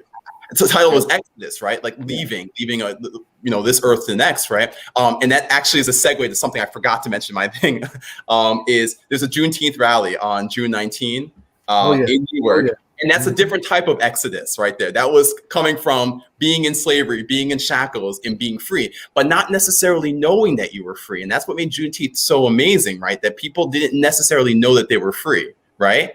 And we don't either, Yannick. We don't either, Yannick. Yeah. It's true. There's a lot of things that we go through that we don't actually know that we're free. But this is at 12 p.m. It's a march from Lincoln Memorial. That's 50 West Market Street. And then at 1:30, there's a rally at Newark City Hall. And that's 920 Broad Street. Newark City Hall. Newark City Hall? Newark City Hall, yeah. You said New York. Yeah. Yeah. I wanted to do that's actually on Juneteenth, June 19th. That's June 19th, yeah. Okay. Pop is one of the co-sponsors. ACLU is a co-sponsor. NCAP is going to be a co-sponsor. We all uniting on that. In fact, I want to propose to us to do a segment on the question of reparations. Not only is this about trying to create a picture of what reparations could and should look like in New Jersey. Charles Barron and some other folks that I'm very close to are doing some very strong moves in New York City on what reparations should look like for the state of New York. So I'd like to look at us doing a show, doing a segment on that as we get close to Juneteenth. So just put that in your hat, everybody. Yeah. So there are lots of things going on in hip hop.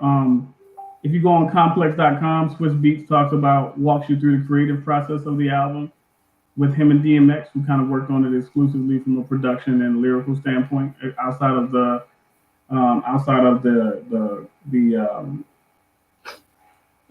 features. They kind of worked on it pretty closely together, just DMX and Swiss Beats together. You can probably check that out.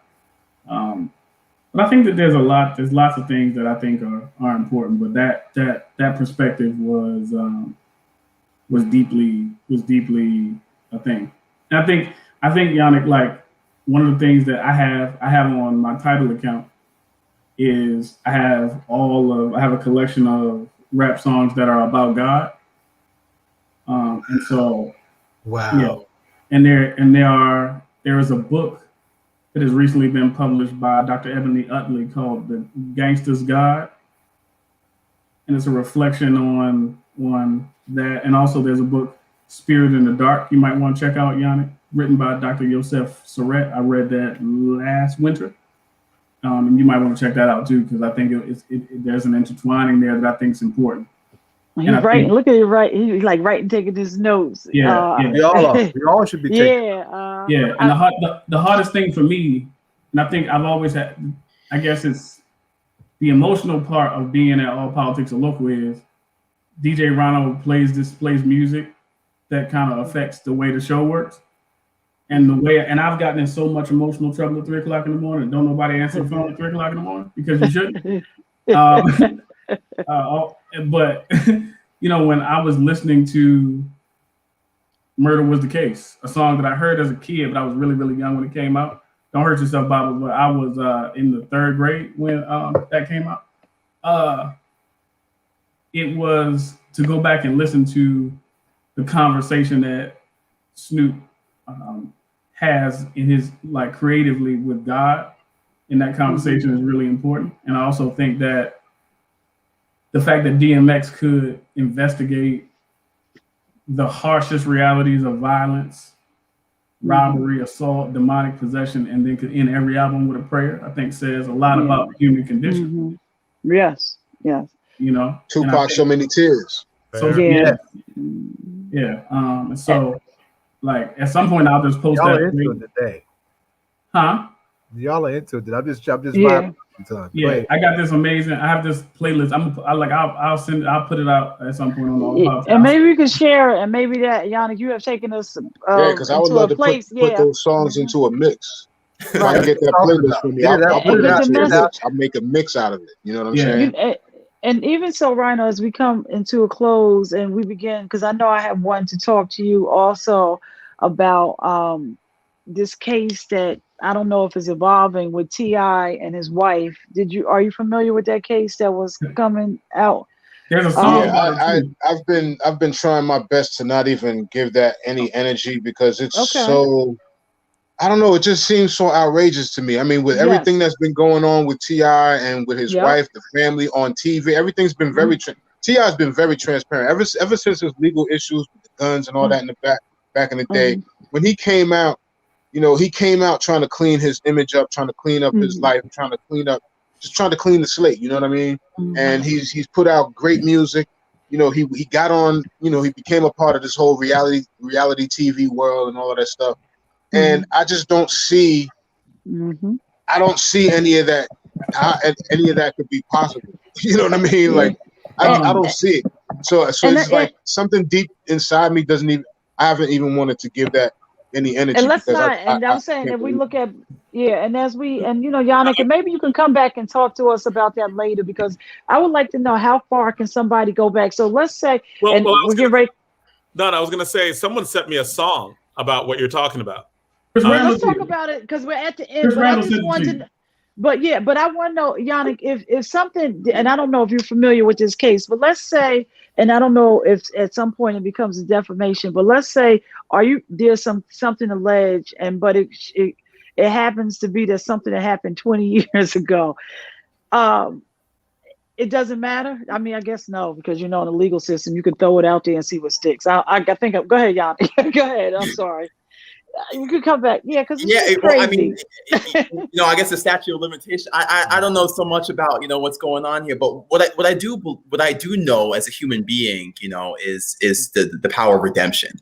And so we all make mistakes. We're all capable of doing the worst things, but we all need to be extended forgiveness. And that was one thing that like as a prosecutor, I had the power to do that. Like I had people accused of really terrible things, stabbing their father, doing all these different things, right?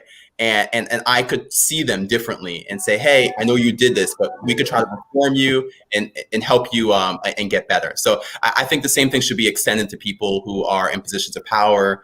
Same thing with people who are in the music industry. You know, if you make some mistakes, you would need to admit to it and be accountable for what you did. But I think you should be allowed to move on. But I think that the reason why I brought it up in terms of Chris Randall and the song, Chris Randall, why did you send me that song? Because you're like, I think the implication was that it wasn't about like apologizing for things from the past. I'm gonna say this to you, Jonathan. Also, you pay attention. I sent it to you for a very particular reason. Fair, but the in terms of the reason I think But here's what I got. But were you saying that T.I. thinks he was falsely accused? Well, one of the lines he says is speak for the people is all I try to do. Every good thing they'll try. This is where Chris. This is where we're gonna leave a cliffhanger. We're gonna come back because it's 9:00, and maybe we can invite y'all back Yeah, listen, because I don't want this to be blamed on me, but to talk about and you know what, but Yannick is interesting. Especially for our young people, and to have a prosecutor to have a redemptive story. And sometimes people get really caught up in their past that they can't move forward. So it would be nice, Jonathan, if we could have a legal segment every so often where people don't get so caught up in their past that they can't move forward. And if we talk more about, like he just said, the redemptive part of, yes, you did this, but let's talk about what you're going to do. And I'll close on this. I never forget, somebody asked Judge, good Lord, he's on TV right now. He has Judge Mathis. Somebody asked Judge Mathis. He had been in trouble some time ago, and he was getting ready to apply to be a judge, Yannick. And when he went before this panel, they asked him the question, you were in trouble some time ago. Can you tell us about that instant? And his immediate answer was, I've done so much good since then, I don't remember. What's the next question? And I was like, wow, how he turned that around. So I would love if we can, show like that. When I heard him say that, that was very interesting. So maybe you could come back sometime and tell people how they could tell their story so that they don't rely on how people see them, but how they see themselves. And I would like at some point for Rhino and Chris Randall to actually answer your question on the T.I. thing, because they have a lot to say on that particularly. Okay. You asked it, and Okay. We can do it next week. That's our clip. We can do that later too. So we definitely got to do that legal segment for the show like Donna said, every now and then, because absolutely. I think that's something that we need. Period. As a people, we need to learn more about the laws. We need to learn more about our rights, because we're talking about policing and all of this stuff. We don't even know that there's certain things that are in our favor. We don't know what certain laws and rights and stuff that are out there that are in our favor that we can use in the courts and things like that. Like, there's a lot of just basic laws that we just don't know. You know what I mean? And so excellent. It would be good to have a segment like that. And that's excellent. Because that's protection. Knowledge of the law is protection.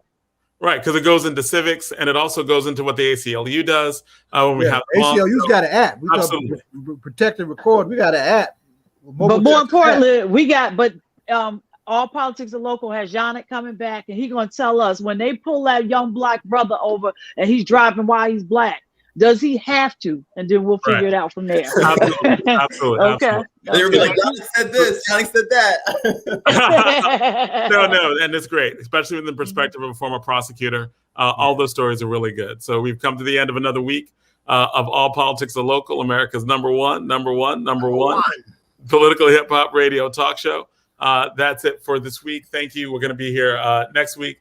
Next week is the first week in the first weekend of June, and we're going to have the Payne Report. So Congressman Payne will be back here, and we're having some other guests there as well. So it's going to be a good week next week. It was a good week this week. Thank you for our guests, everyone who came on the show today. From John Arnold to the Assemblywoman, Sumter, for the disciples, and Yannick Wood. Learned a lot from you. Thank you, and good night. And as we close,